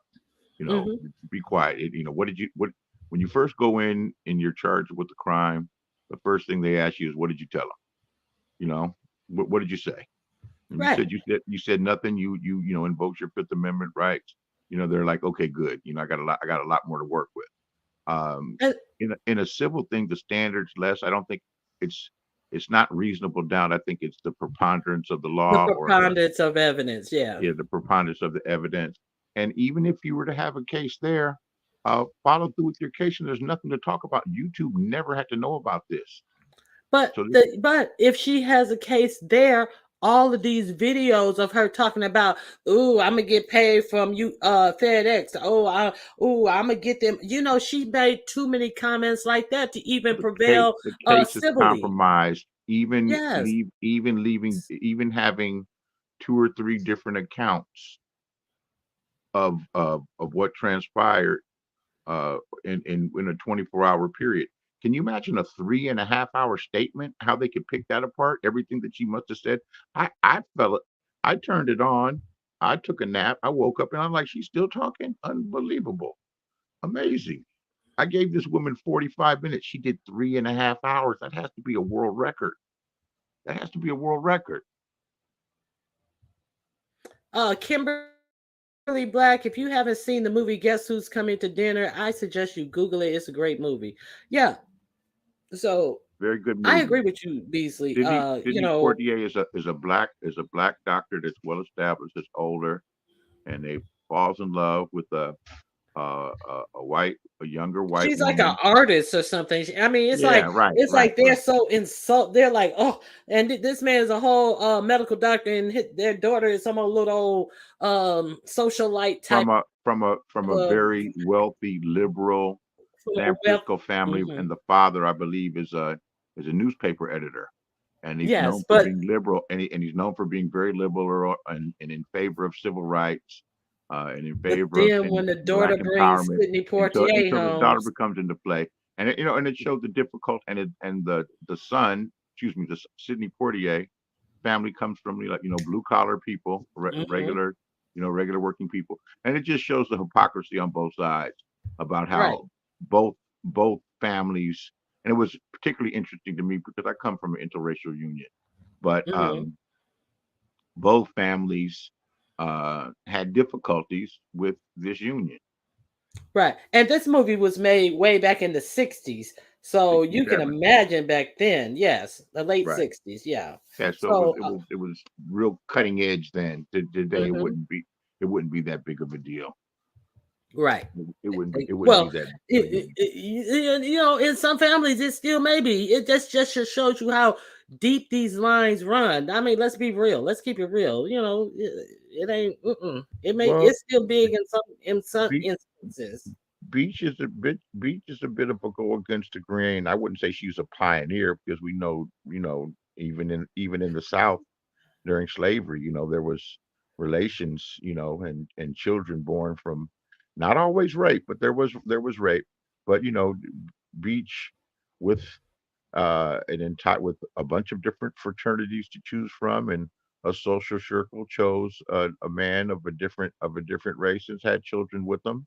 And I'm sure that even in modern Alabama, people turn their nose up at her, and him and their children, and so on. So Wasn't that Alabama? That was Alabama that they just had that riverboat whacked down. I mean, like, come on. Alabama's Alabama. It's still Yes. Alabama. Uh-huh. You mean Alabama of the? Someone questioned me in my comment section when I had spoke on this and left some commentary that wasn't anywhere near as polite as I'm being now. And it says you must. And I make fun of Alabama. I'm from California, from the city. We make fun. From time to time, we make fun of the Hmm. South. For variety of reasons. And someone says, "You just love my city, Birmingham, Alabama." Like I don't know anything about the history of Alabama. Like I don't know about the water, them turning the water hoses on the protester that flipped them over. Like I don't know about Dr. King being arrested in mass with students and children to protest segregation. Like I don't know about Bull Connor. Like I don't know about George Wallace, who stood in front of the University of Alabama, a public institution, and said that segregation, and said over his dead body before any black person would attend this university, whose families pay taxes, to attend a public institution. Or like I don't know about the bombing of I I was think just it's in about to say, of the 19th talk Street about the Church, bombing. where the Yes. four little girls were killed, which was probably one of the turning points in the civil rights movement, where people that well-meaning white people that probably just didn't want to have too much of opinion about it, where that really just hit home. Where it hit home, four little girls were killed in Birmingham, Alabama. So Birmingham, Alabama is a historical place. Or Selma, Alabama, where the bridge, that Pettus Bridge, where the protesters were there and the troopers ran over them. Alabama has a rich history of virulent racism. And and for her to and for her to accuse this man and do what she's doing to this man when the police didn't do anything. Would she be doing all of this if the police didn't do anything? No. So Now, she's going to exact justice on her own terms. This woman is unhinged and crazy. now that There's speaks nothing. There's volumes nothing. There's no that the police right. didn't do anything. And if it was a man of her husband's race, would she be still pursuing it in this manner? Is the question. Would she be calling that man's job and pursuing it, trying to get this man to lose his job and all that comes with it? What do you think? Oh, it's obvious. I mean, it's clear. Um, and something. No, no, no. Answer the question. It's not obvious because we can agree, we could be in disagreement with this. I want to hear your answer. Ask me the question again, please, so I can Do understand it you, correctly. if it was a man, if she was accusing a man who was her husband's race, and the police decided not to pick up the case or file any warrants, do you think that she would be on YouTube and pressing the gas and going by this man's house and doing all the things to a man of her husband's race that she's doing to this black man, and Pro- to take Probably all the not. repercussions of him losing his job and what comes with it? That's my Probably question. not, because even as irrational that Beach seems, she still seems to be born and raised in Alabama. And there's just certain things that you don't do. You know, there's just certain things that you. There's just probably certain things that you don't do. And I'm sure So everybody can just do some stuff to the brothers and the sisters. I mean, even you gonna respect somebody else more than you respect your own. there were Is that what you more. say? There were more lynchings in Alabama than in any other state. No, Um, Mississippi. They well, all just right. Well, Alabama has Mississippi. to be running a close second or third. I can't differentiate that much between Alabama and So you don't Mississippi. really personally know that much about the South, do you, Beasley? I know that it's very hot there, and they got these big red ants and mosquitoes, and they got piggly wigglies Oh, all over the place. So no, they used to I have have been in the, I have been Piggly in the south. Wigglies used to be the shit too. Yeah, well, I used to right. love guess Um, you knew you were down south when the dirt turned red and you saw them piggly wigglies. Yes, indeed. And Lord, you didn't want to step on no ant hill. I spent every summer of my young life in Mississippi and another state. So yes, I am very familiar with the I'm not. South and I I, love the South. Let me tell you something about the South. I'm gonna be real with you about the South. We had big families and like my mother and two of her first cousins married three brothers. So I have cousins who are double cousins. They're related to me on my mother's and my father's side. I mean, our family is really mixed in. And then they both are large families. And back then the families played together, stuck together, spent holidays together, and it was just like a big fest of family. So I learned all some of my greatest memories and some of my greatest lessons was learned in the South. So I don't dislike the South, but we were insulated from a lot of the stuff that actually went on in the South. In my mom's town, they called it the private school, and the only reason it was private is because no black people could go to that school all the way up into the 80s. I think even now, they may have had one or two even now. It was like all the way up and through the 80s. That was the private school. You understand what I'm saying? But there's some great things about the South that I can't deny that I, I I, learned. I've spent time in Charleston, in South Carolina. We've driven down there. I lived in Maryland as a kid, which is a border state. Um, you know, Practically the South for all intents and purposes. But I don't have your experience. And I didn't, I like the cousins and the hugs and the food and the love that we got down in Charleston. But other than that, between the and I've been down there a number of times. And I didn't. Other than that, I didn't care for it. It just seemed like It just seemed like you're someplace backwards. That time left behind. Well, you Um, know what? You know what? Yeah, it was kind of like time left behind because both both of my parents were from rural parts of the South, and the only time we would have to like dress up during the summer. I mean, we always had our new summer clothes, but we had to, when we go uptown, you had to make sure you acting like you got some sense when you go uptown. Right. Don't touch none of them people's stuff. And I remember one time I was like maybe 7 or something, and it was like a main general store, just like in the cowboy days. They sold every freaking thing, everything. Right. And my grandmother was like, tell Miss Helen to get me something and put it on my tab. You can just do that. Oh, you so and so's daughter, and she be looking at my mom and stuff. She be Oh looking at my God, what's that aunts and picture on stuff. the screen? Please take that picture off. I'm feeling nauseous. and, Please. and then she told Thank my you. mom, she told my mom, and she called my grandmother by her flat out first name. Now, this lady was younger than my grandmother. And if it was no place but the South, you have to put a handle on people's name. My aunt them wouldn't play that. You put a handle. It's Miss so and so. It's Aunt so and so, it's Uncle so and so. But when that white woman called my grandmother by her name, just her flat name, I looked and I was like, what?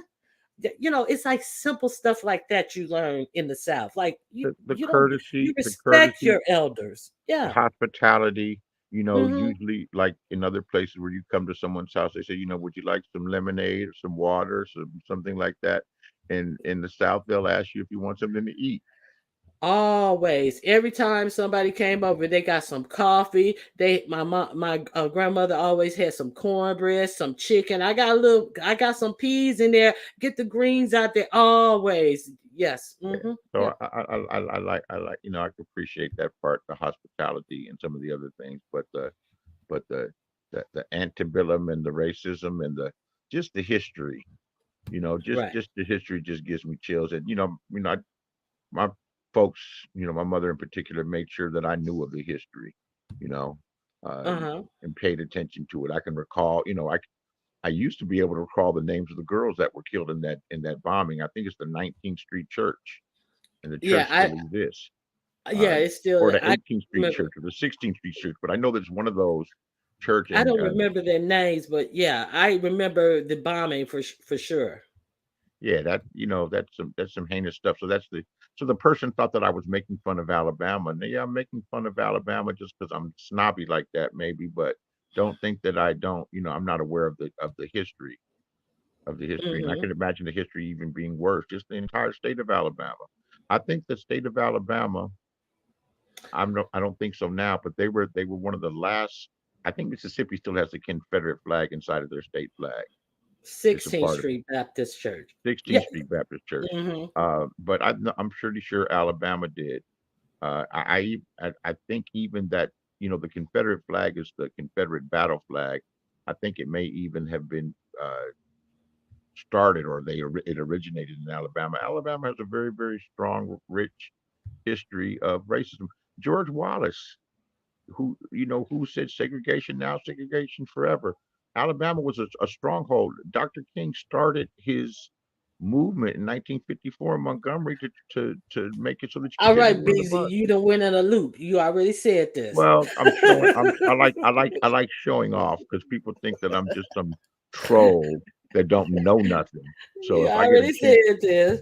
if I get a Okay. ch- if I get a chance to show that I know something, I'm going to do the best that I can to show that. So that's my ego going. I am still a guy, but Yeah, I like my racism up front. I don't like people placate me. California is something else. California is something else. yeah, Okay, so let's be clear. So we're just talking about the South because like this whole situation is going down in the South, and like my initial question was, does he think that if this man who worked for FedEx was of her husband's race, would she be out here like this with this?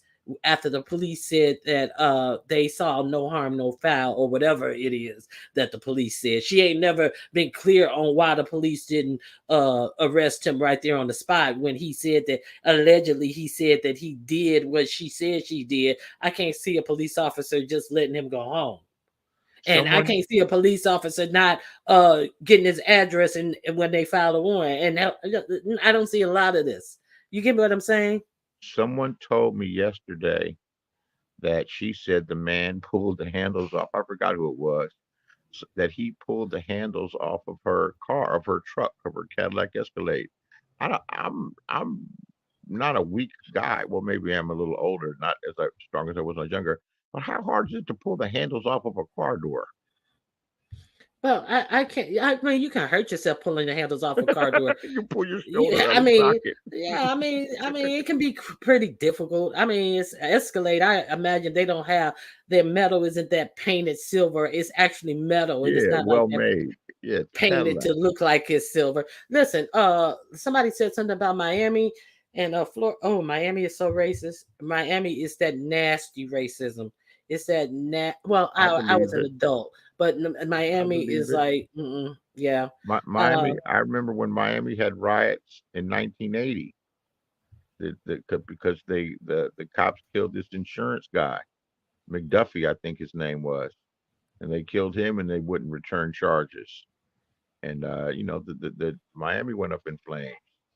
There were riots in Miami. Yeah, and there's a big income disparity in Miami. oh yeah, oh yeah. And And then they let me tell you something. They treat the black people in Miami like trash. They treat the black people like trash, and then for you to live and spend money and stuff, they don't respect your money, they don't respect anything. They just like, I mean, they don't even try to act like they do it so overtly to make you uncomfortable, and it's just like, are you serious? Excuse me. Yeah, it's horrible in Miami, in my opinion. What do I think of Africans, black Americans who embrace the Confederate flag at Ronnie Q? I think they're insane. I really think they're crazy. What do you think about Black Americans who embrace the Confederate flag, Beasley? Because there are some. I've read and I agree that that Confederate flag represents the same thing that the swastika represents to Jewish people. Hmm. And that's why they say it's their heritage. When you think about the flag is only supposed, the stars on the flag is supposed to represent the states in the Union. So why is that about your heritage? That is a Confederate battle flag. That's the battle flag of the people who did not want slaves to be free. Let's be clear. And Uh, that "don't tread on me" flag, like, no, I want it like it is. You've been treaded on and you lost.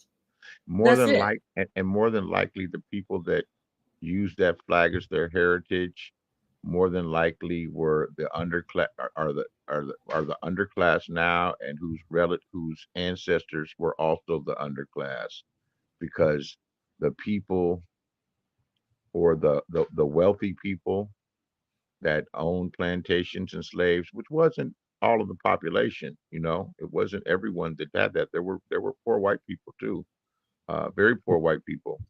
Um, But Most of poor those white people. people will cut their left nuts off to act as if that you're less than them. Well, absolutely.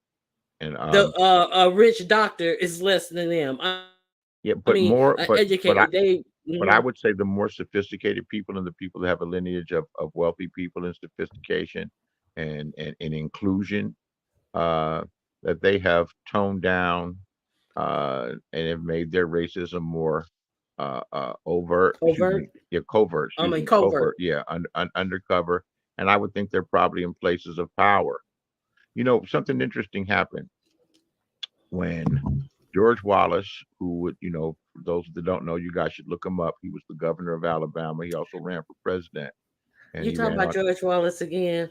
Segregation now, segregation. That's right. He's Well, the one. yeah. He's the one who stood in 1963, stood in front of the Stood in the University of doorway Alabama of the school. when they were trying Yeah. to when they had Hmm. federal marshals bringing the black woman there to attend classes. He stood there and said over his dead body, and Right. it was a popular movement. It was a popular thing. The people were against segregation. Um, but to show that George Wallace was just really a symbol of the way people feel, and he was a politician at the end. After blacks secured their voting rights, and there's tons, the South has large populations of black people still, that are significant voting blocks. Now, Uh, what e- about? Go ahead. even I'm then, sorry. even then, he changed and started embracing and seeing civil rights leaders. But So was it him or Strong Thurman who had the secret black kid with his maid? that he supported and took care of. Yeah, he had a I child. don't care. I He had a don't child. know. He had a child Yeah, with he had a child with his black kid. Excuse me, he had a biracial child with his black maid and his black Strom Thurmond. maid's daughter, right? I'm And not the sure daughter was exactly. underage. He was in college. She was like 16. Sounds like you know more about it than me. I know somebody. You think I'm stupid? I didn't know. I wouldn't come up here if you were stupid. Okay, yeah. So Right. now, but he outwardly supported things that were not conducive to his own daughter, and in secret he took care of her and all this type of stuff. But To his come credit, on. because he didn't deny and he took care of Well, her. But I think that his but he was father a was the one who made him take care of her, though, hardcore financially. racist. Well, because either you take care of her, or because they know, because they probably have a history of having outside children and know that you take care of them and you keep it hush hush because you got a Keep it political hush career to hush. protect. That's right. Right. Yeah. You Now, have a and also, not what Strong Thurman. What's the other one I just said? Oh, I'm not done, but I forget things. I forget The things one who too. was friends with Joe Biden, Strong Thurman, and Edwards, no, I just said Edwards is his Thomas. name. Oh, from West Virginia, Robert N- Byrd, the one that was a No, Klansman. no, no, no, no, no, no, no. God, I just said his name. Anyway, him and uh, Strom Joe Thurmond, Biden became not Strong Thurman, the other one. the other a He racist was a white senator. big, big racist and senator. Yes. There was Um. Bilbo from Mississippi. He was something else. Um, Yeah. um, Strong Thurman. Jesse Helms from North I, Carolina. no, but maybe it was Jesse Helms. Was it Jesse Helms, Toya, who was good friends with Joe Biden until he died? Biden He was friends with all of them. died in office when he was like 99 years It might old. be Robert Byrd from No, it West wasn't Virginia. Bird.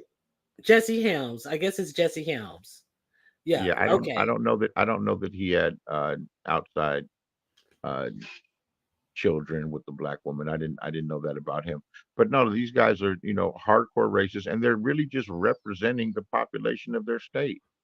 Yes. Now, speaking of representing, so now we have another force, another face for this movement right now. Now they don't care if this man has all these indictments, all these charges against him. They are not pulling their support from behind him. Not because he was a great politician. He inflated the budget like 3 times over. I think it was 3 times over what Obama had done.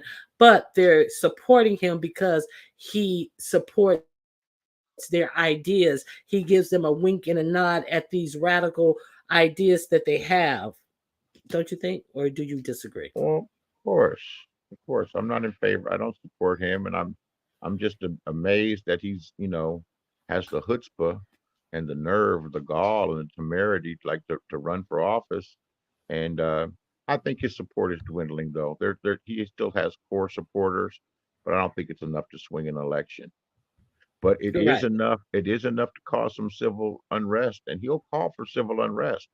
Like He I pray, definitely will. he Because prays he to wasn't win. pleased that it wasn't any on January the 6th, in my opinion. Well, there was on January the 6th, and people, it didn't they didn't get what they wanted, and Yes. and Because he not didn't come out and say, fight. I believe right now he'll come out and say, take to the streets. he I believe it. he says code words and they respond, But he saw that and the he's cold mentioned. words didn't help last time. That's why I think he'll be more direct in his callings. He did the How little didn't it bird help? calls and stuff. How didn't it help? Those crazy people stormed the Capitol, but tried to they start. but they're gonna storm Those the people, streets. those People people. they what do you think? They're people are like edging up, and they've been practicing for years for this race war and all this type of stuff. So I'm talking about taking it to the streets, hands on with individuals this time, as opposed to trying to rally our government to bend to their will. I think attacking the Capitol building is far more effective than what than a street race war. Which Okay. is just going to be chaos. I think what they did was tactical. It was planned, and he even quoted and called on the Proud Boys. Right. And I just read about the Proud Boys. One of them got 15 years, and the government wanted more, and they got it for sedition and treason. Sedition No, and but one of them got like 25 years. um, That the leader of the Proud Boys is a Mexican dude, right, right, Terrio. right, Yeah, he's a exactly, Hispanic guy. I think he exactly. got 27 years or something like that. That, that- Now, that's what I read now what do you about. think It's about this? because 'Cause they appealed his 15-year sentence. Now, what do you think about this? I agree with this woman. Black Americans were more self sufficient during segregation. As a whole, the population made more money and had higher percentages of the and had a higher percentage of us who were educated and self employed and employed. There So, were more black businesses. Black businesses were supported. Black communities, but the still black communities were poor as compared to the greater communities. There's no way that I could. There's no way that no, you could. There's no way that you could tell me that paying uh-uh. into the system and that you're not allowed to use public resources like public education. The best way for people to come out of poverty still Well, uh, listen, is through it's education. Let me finish. It's education, through education. And if you're right? denied access to those institutions, it just perpetuates. And there was nowhere near the amount of, the black communities are really destroyed now. But Uh, I'm gonna disagree with you on that. Hold that thought. I'm gonna disagree with you on that because you have to understand that most of the work, like being blacksmith, like iron workers, and all this type of stuff, were trades that had been handed down from people doing that type of labor. And then when segregation came, what happened was companies were forced to segregate and hire people in, and then the people who did not know these trades became the black man supervisors and things like that. So I totally disagree with you on that. well, there's pros and And cons. the average There's pros in and the cons. average town, the average black town, the dollar rotated around that town like 13 to 17 times before it actually left that community. Right now, it probably circulates once. All of that's true. There's pros and cons, but I still think that the pros outweigh the cons because those that uh, choose to utilize the institutions and the resources that are out there that were denied during segregation have been able to make further progress. And what it's left I, behind. No, no, and I'll admit it's left right. behind a desolate black community. And I'm even at my young age, I remember growing up and going to different areas where the people that own the cleaners are black. The guy that owned the corner store was Uh-huh. black. The guy that owned the shoe repair shop was black. The guy that owned the barber shop was black. I see they have Asian people and Latino people that are now have barbershops in the black neighborhood.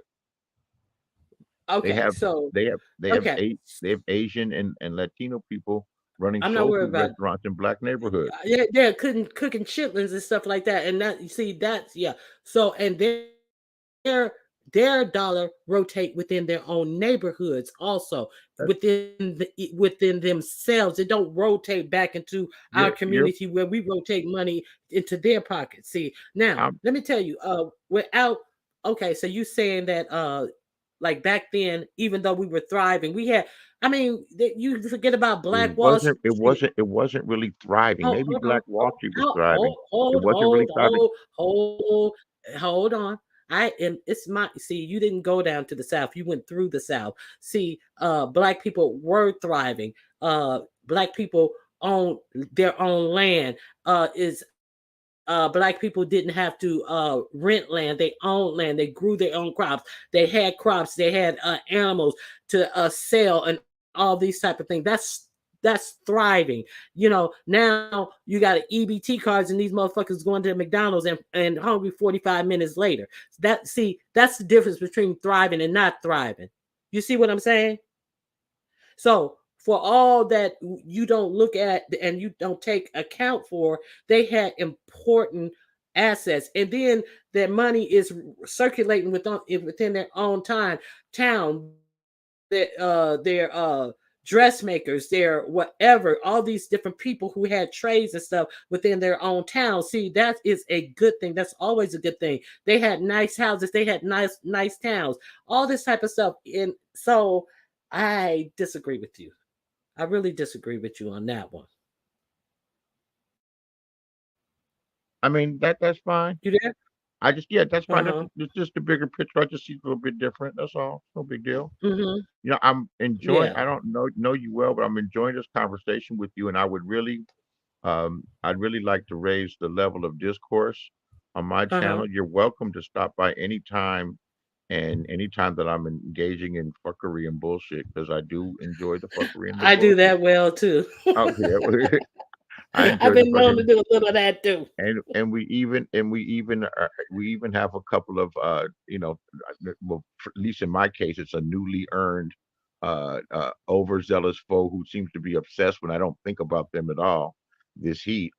Oh, flicker, uh, oh, yeah, flicker, flicker. yeah, yeah. Other Ain't no people call it flame flicker. and heat. Yeah, that's flicker. Yeah, yeah. At any rate, I don't want to spend any time on her. But no, please come by so I can raise the discourse level on my channel and my page as well, because I can just stay in the circus, in the monkey show, in the zoo forever, and I would rather do other things and talk about other things. But no, there's discussion about that and segregation, and I still think that the being denied access to public education and institutions and home buying and everything else was but I can't disagree that it's helped destroy the infrastructure of a self-sufficient black community that was undercapitalized, even though all of those small businesses were there. It was undercapitalized. So Oh, okay. Well, I'm gonna have to like check that out because it's like so. Central Park was a black community, right? And they I think it burnt was all the I black think people it out was of Central Park. I Central think first, Park, I think I no I in New York City. right? I think first it was owned by the Indians or the natives there, and they sold it for But little or nothing, and then the blacks all of lived in Central America Park. was. All Well, of America well, was. that's right. So That's yeah, true. that is what about that? What about that swath of land in Manhattan Beach that they took over from these black people who I wanted to know right develop where it it? is. Okay, you know where it I know is. exactly where it is. In fact, when I saw the article in the LA Times, one of the women that was involved in it, she's older now. She was a friend of she was a younger friend of my mother's, Allison Jefferson, that's her name. And Hmm. they actually were able to get that returned to them. Yeah, and I Yeah, read about but that, how that was in the 20s, where it was like a resort where black people could go and stay the weekend. There was lodging, there were restaurants, and then there was the beautiful beach there, because Manhattan Beach is beautiful. I wish I were there right now, in fact. Um, right. yeah, But I heard somebody in the chat. I haven't researched it further myself, but somebody in the chat said that they're gonna have to that they're selling it because it takes so much money to develop it. Now, see if they were able to have all these years to have gotten the generational wealth that they could have in using the land as they had planned to use it to have a resort and where people could come and lay out. See, they lost all that money, and now that people who it they're was gonna rightly sell it for given hundreds back of to millions of it. dollars. Yeah, yeah, but Another still, argument in favor of integration is that It allowed uh, more Black people to be in positions of decision making as judges, as city councilmen, as county board of supervisors, as state senators that were can push legislation like that, and also be in the position to help to make decisions and and sway the influence where government couldn't be as corrupt as it was before. So that's something that another thing that people don't think about, that it opened the doors for Black people to be more But part of listen, the. listen, Beasley. Okay, Hmm. I see what you're saying, Hmm. but like this dude Donnell Jones said, he's from Hilton Head, and it's happening there also. A lot of the South beach Carolina. property where there were resorts, yeah, are located were stolen from Black people. They're trying to steal the land of a 93-year-old woman. They said that a portion of her porch is on their land, and this developer tried to buy her out. She wouldn't sell. Now they tried to take her land through eminent domain. A 93-year-old woman. They just thought she was going to dummy up and sell the land. And she said it has been in her family since they were freed slaves, and now Through eminent domain, they can do yes. it. But no, they can't, because now she didn't. They did a GoFundMe for her. Like different people, it got like big recognition, like from people who gave, and she has exceeded her goal to raise over $350,000 to fight this case, and it has not gone anywhere. A judge put it on hold, and he will not allow the developers to do anything to this land. I forget, they have to bring in uh, some type of they have to have the land what do you call it when they go in and measure Reassess. your land, assess, yeah, reassessed and all this type of stuff. Now it has gotten attention from big money people, athletes, celebrities, singers, all this type of stuff. So, and there's a close eye being had on this, because they thought that they were just going to be able to go in there and quietly steal this old lady's land, and it's not going to happen now. Hopefully, surveyed. Yes, surveyed. That's what I meant. Well, yeah, Surveyed. yeah, and that's still a small drop. These are like, you know, very, very, very small uh, reversals of some justice, because yes, many things, particularly lands, were stolen. Mm-hmm. Yeah, so all right, Beasley. Yeah, it was great talking to you. Yeah, if you go through my channel, you will find a lot of these stories have already been spoken upon, and therefore you can learn a little something. And you can hear me cuss Jay Wilson out a couple of times, and Tracy and other different folks. And oh, I got one person who I used to be real cool with. I mean, it's a lot of shits and giggles, and it's also a lot of I know, serious talk like this. I know what goes on. These sectors are different, but there's a lot of similarities.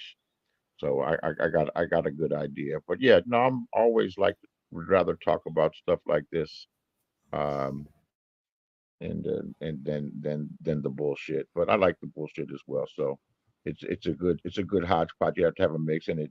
Yeah. I find the people that come against me the hardest and the most. They don't, if they have the ability to talk about topics and subjects and get in depth, they don't do it. You know, they stay they're always in the gutter. They're always in the gutter and don't rise above it. So yeah, real nice talking to you, and And you know thank who you. used to always talk about you all the time? I have no And idea. Goosey. Oh yeah, Goosey that's my used to that, always tell his Beasley stories. yeah, Goosey, Goosey, Goosey. that's my guy. That's my protege. Yeah, Yes, he I've known him was. since I've known him since 2015, 2016. Yeah, Mm-hmm. Yeah. very smart, and he's from Mm-hmm. Los Angeles. Very Right. smart, very secretive, and but Mm-hmm. very smart and very tech savvy. He used to figure out how to do things with the computer and make the sound good. Back when there was Hangouts, I used to play music as well, and he could make the sound better than Microsoft technicians. Microsoft technicians couldn't figure out what he would do, because he knew how to use it. No, because he knew how to use the software. Wow. He knew how And to use. he he would know everything. He'd be like, "Hey, did you guys see this? Oh, you got to go check out so and so. He put this and that Oh, together, and then he get the it's safe scoop." to say it's safe to say that I kept him amused. And it and at one point at one point he was like an ally, but then it kind of it shifted the other way because I got a little dark, and he wouldn't always approve of the darkness. But no, yeah, he's a good young dude. He's Yeah, a but good you young. could tell he respected you. He used to always talk about you. Yeah. So. I didn't know that because I didn't listen to his shows. I would hear about him. That's when I Mhm. was started. That's when I was fading on my way out of here for a while. Right. Yeah. Right. Exactly. Oh, Well, and he's still around. He's still are you around. asking? Are Oh, you I'm telling asking, you or are you guys. telling me something? I see Okay. his footprints. I know him well. Okay. So I know how okay. he moves. He's very, very, very cautious and calculated, and no one knows his name. No one knows everything. He doesn't talk to anybody, and I never even had a problem. They would accuse him and he would deny being gay and everything. And then he started admitting to it. Now I think he has a girlfriend, but he had so many other positive points. How smart he was. Now, funny was in how he would keep his composure when he's trolling. He could talk to Well, you I and don't think he was admitting to it. I think he was just like, okay, that's what you think. All right. He wasn't like trying to defend himself. I put it that well, way. he admitted that when someone accused him of being feminine, he said, "Yeah, I'm feminine." But that should if I like you, I like you, and he's somebody that I've Yeah, always yeah, but he was a that was always virgin. He pretty was a good. he was a virgin, and some straight men do have what they call it metrosexual now. So some people can say, "Oh, that's effeminate," but I don't. Yeah, he was just like, okay, whatever you think. Yeah, Whatever it was, his yeah, sexuality wasn't a trip. It wasn't a right. trip, and I come from a sector where we used to call everybody sissies all the time, and everybody was accused of being gay. And if you did something or said something, you're gay, you're gay, you're Hmm. gay. It was like the ultimate insult. So yeah, so Yeah. he survived all that. Yeah, he's a from way back, but I didn't know that he spoke of me often because I didn't listen to him.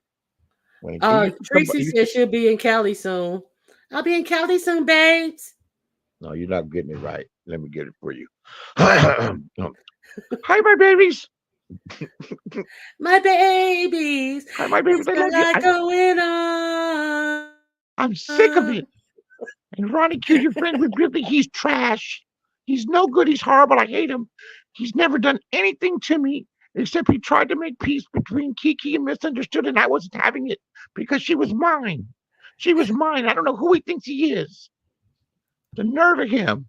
And Listen, Rob Rack, if you say anything about me, I'm calling the police. I'm calling the popo. I will call the popo on you. I will call him you and put you cannot back in say jail. anything. I am the YouTube superstar. I am Yeah. fine. No wigs, no weaves, no makeups. He's what he says. He's a character. He's a Listen, character. I wish him well. um, I hope.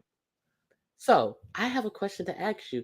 Do you think that there's a little tension brewing between they used to be they used to be on one accord, this Tracy and Jay Wilson. So now do you I don't think know. I don't know a lot about their relationship. but Yeah. I'm. My real exposure to the knowing anything about the beef sector besides a couple of characters is 2 or 3 months old. So I don't so know. now since Look at Tasmanian Devil. that's Tracy. That's not the Yeah. Tasmanian devil. That's Tracy. You I don't don't say recognize that. Tracy? I don't say that name. That's mustard. Okay, that's mustard. You don't recognize mustard. You see the No, lashes. I no, mean, come on, come on. You see the I lashes. smell mustard. Turn back. My God, look at her hair. You see the lashes. Come on, come Oh on. You wow, see the what? lashes. Oh wow, look at those big huge spots. So Oh, that's I isn't think that that there Alf for somebody? that's Mr. Snuffleupagus. Excuse Who moi. raised you? Who Oh, this is raised you? yeah. Well, I mean, my Let me tell mother you something. my mother and You know, father raised me with Bambi no, and Snow White, and yeah, I come from a different era.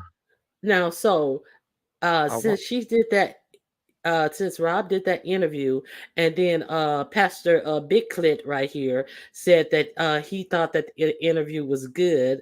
Do you think that he and Tracy will now be fighting over who wears the lace panties? Because I don't foresee this relationship lasting much longer. They're still trying to play nice with each other, From but I definitely think that they're going to from start what swinging and banging again. from Now what I you from what I know. from what I Go ahead. well, it's the beef sector. That's what we do. From what I gathered, they have a strained history. Like he's brought people by her house before Yes, I to was show what you live. Yeah, just about to yes, say. yeah. So well, all relationships on here are hanging by threads.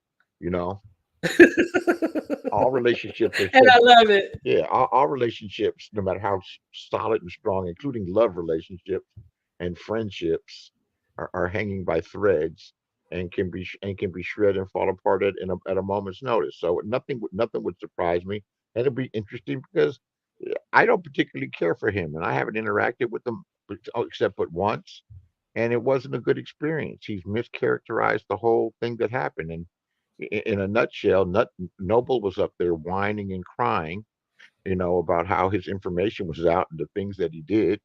And I just went up there and, doing like I do sarcastically. And I got on the panel. I said, I don't want Noble to feel bad because I used to date a woman and I had to hit her in the head with the shovel and tie her up and burn her with cigarettes and pee on her and do the same things to her kids. So What? it was just sarcasm. So the good pastor stopped me and he repeated, and then he act like I tried him. It wasn't trying, it was comedy. It was towards the end of his show. And even when he was repeating it, what I said, he started laughing. So he's just phony as a $4 bill. He's phony as a $4 bill. He knew exactly what I was doing. He actually giggled himself when repeating it. And Yeah, that's why he repeated it. yeah, That- and then he denied me access to his panel again when Victor Moan was up there, who I think has a serious, deep crush, like a lusting for the pastor, for the gay pastor, who I understand was lived a lie and couldn't come out until 2 or 3 years ago because of YouTube. Was yes. was as fabulous as he probably was, as Uh-huh. fabulous as he probably. And now he tries to make like he was living like this fabulous gay life all through his 20s. And he came on here.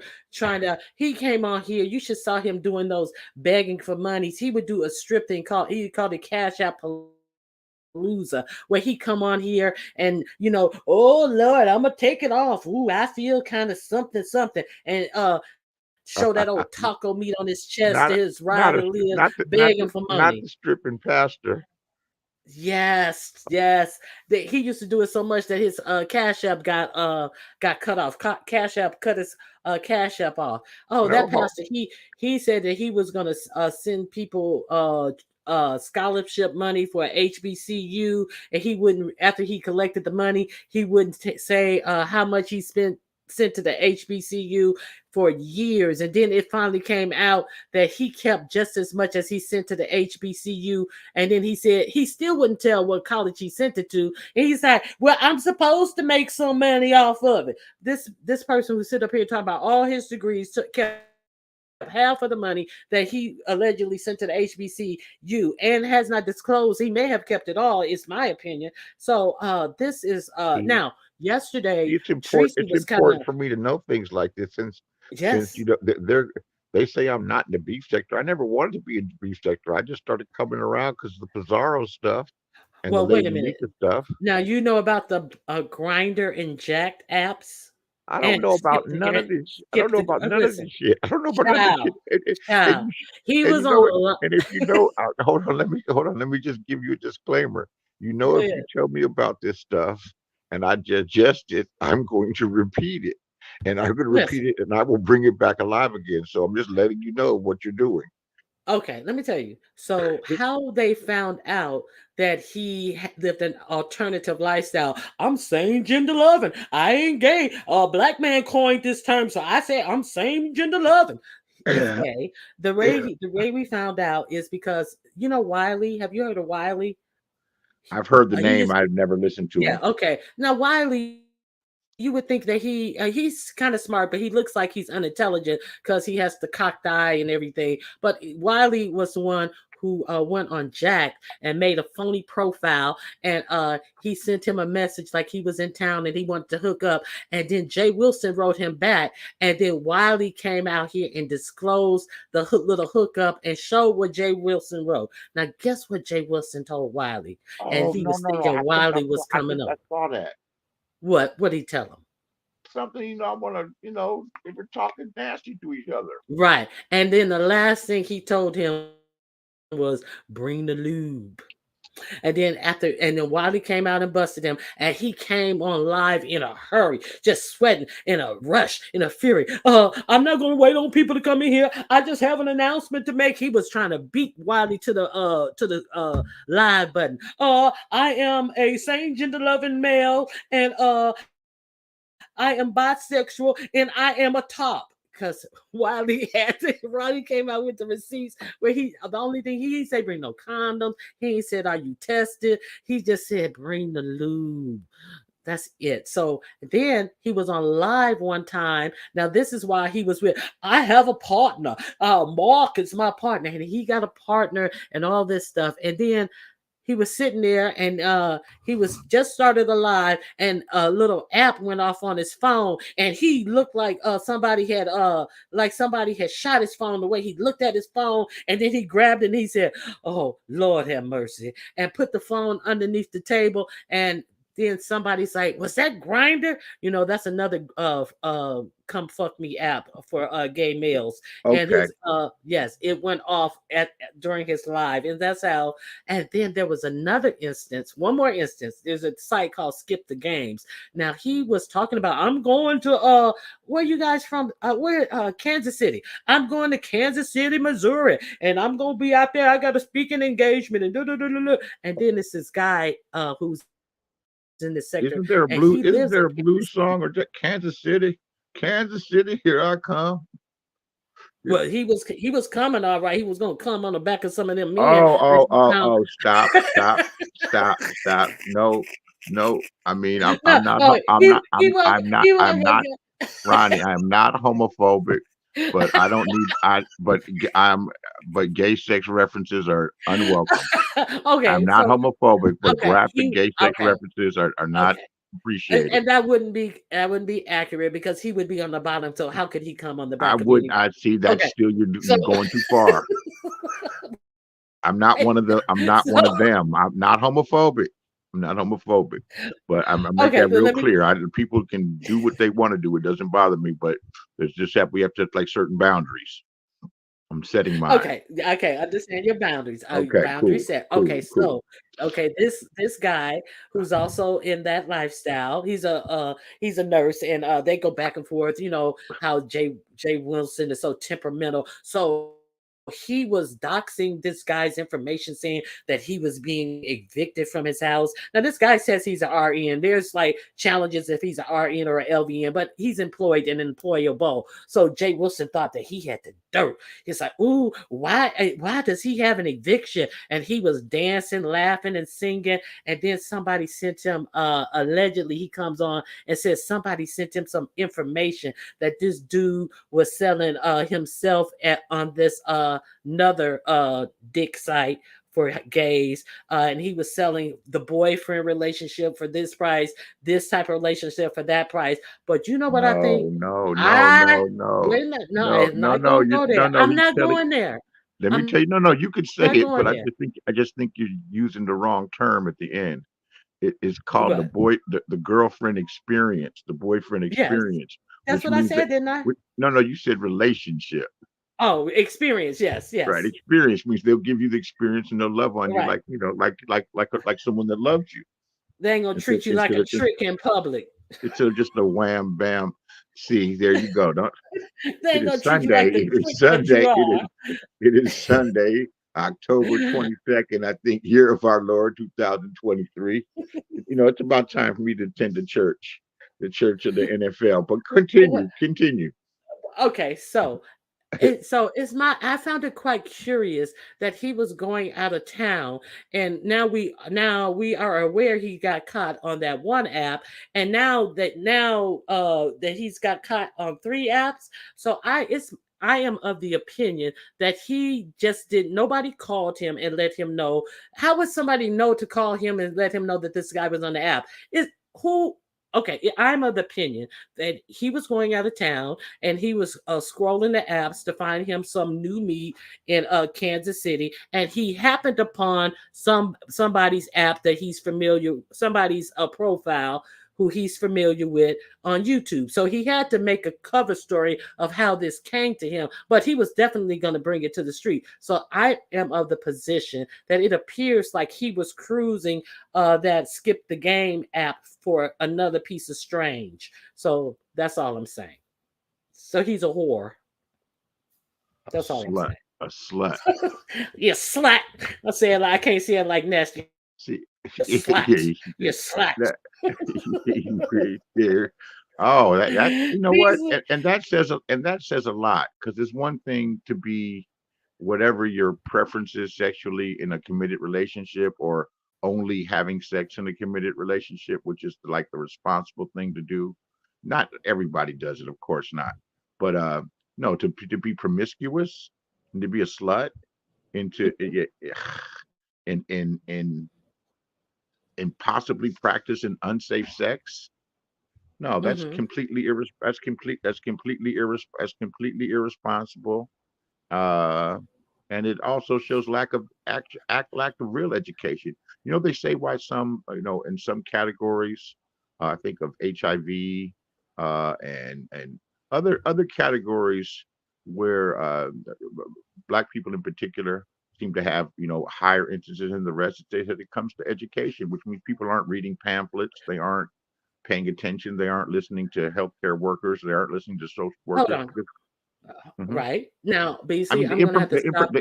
the information's out there for Beasley, people I'm to going to have to protect themselves. Correct me. exactly, but I'm going to Correct have to me, stop you right there because please. you have to understand that when he was on Jack looking hunting for strange peen, and the only thing that he said was bring the lube. It is because during that time he actually said the reason why he was on Jack is because he worked for this pharmaceutical company where he tried to bring in customers for that medication that would stop HIV for showing up in your blood, and to the point that you tested negative. So it's not like he didn't have the education about HIV.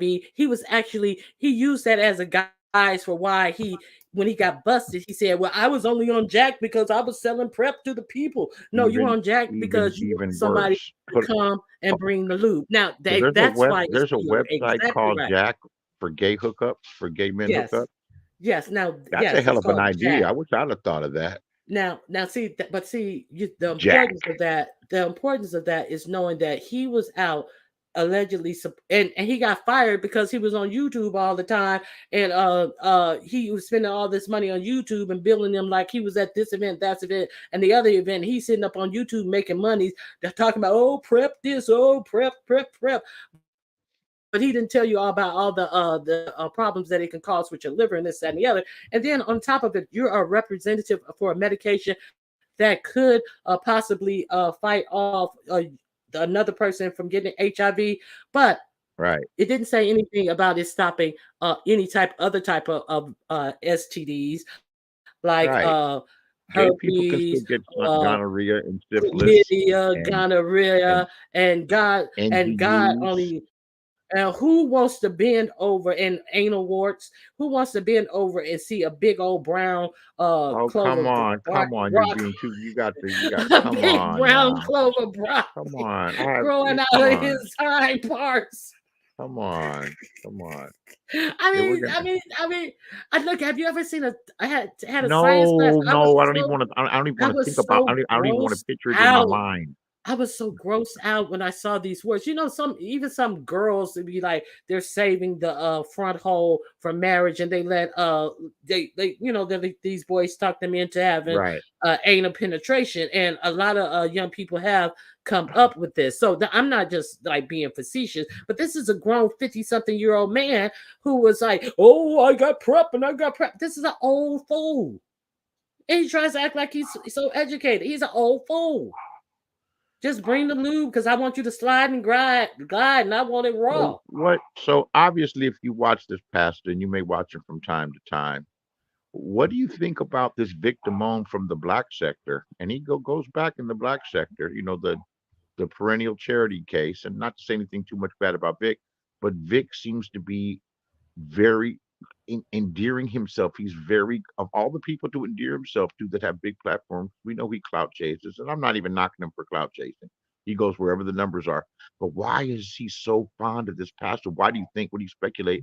And I noticed yesterday, and Vic isn't rich, and he sent the man $50. He could have sent him $20, and he did it in a super chat like he wants people to know, like he's almost putting a stake, like this is my pastor, this is my man. I don't think it's. Don't I don't think mess it's. with my man. He letting all the other men know. It Don't mess. seems like it. He letting Rodney know. Don't mess with my man. Now you gonna send him $50, and Google gonna take 40% of it. But you Because he wants so people to badly know. want people to see. Right. Yes. Right.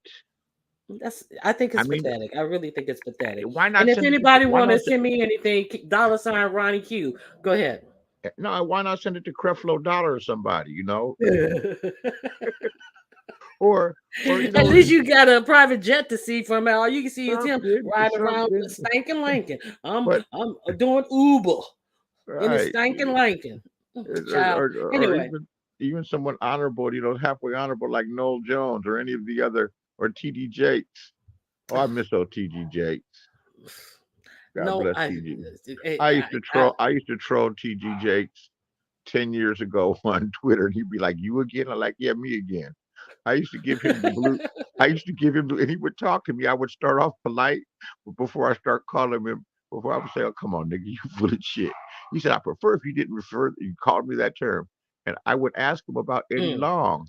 I said, "Man, when you gonna tell the truth to Eddie Long like them boys?" And he's playing with them boys. And you said, "Let God be up to it." Why can't you speak your mind on it? I said, "By the way, can I ask you another question?" He said, "What?" I said, "Why do you got to have a Bentley and a Learjet when Jesus walked everywhere?" Yeah. Good question. Good Yeah. question. Yeah. Yeah. Oh, they wrote articles. People got upset. They're like, "Leave him alone, leave him alone." But he would talk to me all the time. I'd say, "Hey, TD, how's it going? How's it going?" He'd say, hey, is you again?" And he would take the time out of his day and exchange posts with me. We did it at least 20, 30 times. I used to have Yeah, I you used to probably have them so saved and bored with everything. them church. He used to be so bored Right. with them church people talking all that church stuff to him. He was like, "Shoot, I need a good laugh while I'm taking this money. Like, I don't want to talk to you. Just give me that money." Just like Jay. And see, that's how those preachers are. You see how Jay Wilson was on that cruise. He ain't wanna be bothered with none of them people. He's like, "Just give me my money. Give me my free room. Book these rooms so I can get paid per room, and let me per and let 8 me rooms, and let, and and let leave me me and let me alone." and let me keep making money. Yeah, leave me be. I don't But wanna then, but then he wants to comment on it. I don't know why Misunderstood didn't tell me that she was getting stalked on that thing. She didn't tell me. She didn't tell uh Sean Bradley. She didn't tell Tracy. And I've switched the subject. Do you know why she didn't tell anybody when she realized she was getting, no matter what you guys think about her, she was getting stalked on that? And anything could have happened to her. And when I spoke with her, I said, "You're lucky you got away. They just took some pictures. You got plenty of pictures put out there. You're lucky she didn't slash your face or push Yeah, you I off the side guess of the boat." right. She, And she he said, was so what? she said, and I already knew the answer, and it's on the recording. I said, "Well, why didn't you tell Tracy? Why didn't you tell anything? Tracy's her protector." She said she didn't know who, and she's not as naive as, most of you guys know that she's not as naive and feeble and everything. A lot of that's an act. Sometimes she used to be like that when she'd be really heavy on drugs. And if she's on any type of drugs now, it's really not that much. It's much less than what it was. She said she didn't know who might be in on it. And then later on, he came out and said, I had a mole on the boat. Like, who would say that about their own event? So Why would he maybe need she a was right mole? to not tell them. Why would Exactly. anybody want to Because he go? wasn't leaving the And library. you know what? And That's why. these are all people of a certain age, are liable to have some health problems, a limp, maybe walk with the cane, maybe overweight. Why Hmm. not just go on a Well, he's oh shit, look. man? He No, said you just he doing this said shit to me. This is not cool. he said that he was wearing he had on his booty shorts when they went to the not to the club on the ship. When they went to the disco. I'm gonna put on my short shorts when I go to the disco, and his rider lives is sitting around there at the bingo at the tables and shit, looking like this. That's why. Go ahead. Yeah, yeah. I didn't get into all that stuff that much. I'm not that interested. I just hear some of the things from the side, and at any rate, but it's been a Well, treat to talk to you. You know, it's been an you're welcome to come. You're experience. welcome to come by. Yeah, no, and we play off each other well, and you're knowledgeable, and Yeah. that's always a treat. And no, you got a good combination of want to talk facts and important things and topics, and mix it up with some of the bullshit. That's exactly how I like to do it. So that's a cool thing. And I'm gonna step along, and All right, thank you, BC. I you're really welcome. appreciate you coming up. Not a I problem. had a great time. I hope chat you guys enjoyed it as well. And yeah, so I'll be I'm over sure there. they I can did. I check was you out. looking at the chat. They were like, "Wow, this is." They were enjoying it. I mean, the number of people that were watching didn't drop, did it? Oh, I A don't know. little bit. I wasn't paying attention to Yeah, it. well, that's good that you don't. I can't even pay I didn't attention see. from the phone. Yeah, Real yeah. good. So Well, I we'll be seeing you around. all right, good talking to you. All right. Nice And talking to you too. all right, bye-bye. Bye bye. Okay. Now, I also want to thank Very Carey for coming up, and I want to thank all of you guys for coming out and spending some time with me. Of course, I couldn't do the show without you. I appreciate you guys for being here. And November 11th at I believe it's 5 p.m. Eastern. It's going to be the all male fashion show. They have quite a few varied contestants on that show, and I want you to come out. It's going to be on Nubiology's channel, and then the very next day on November 12th, I'm going to have my Christmas wreath decorating contest. So if you guys would come out and spend some time come out and spend some time with me on the 11th of November and the 12th of November, the Wreath Challenge. And if you would like to donate to the prize pod, we have a prize pod so far of $155 that we're giving away. But I will accept if you want to run up my prize pod, $ Ronnie Q, and put in the memo box prize pot. And I would make sure that your donation goes directly to the prize pot for the competition. And don't forget the men's fashion show, which is November 11th on Nubiology channels. So I like thank you all for coming out and spending a little time with me. I much appreciate it. All right, bye bye.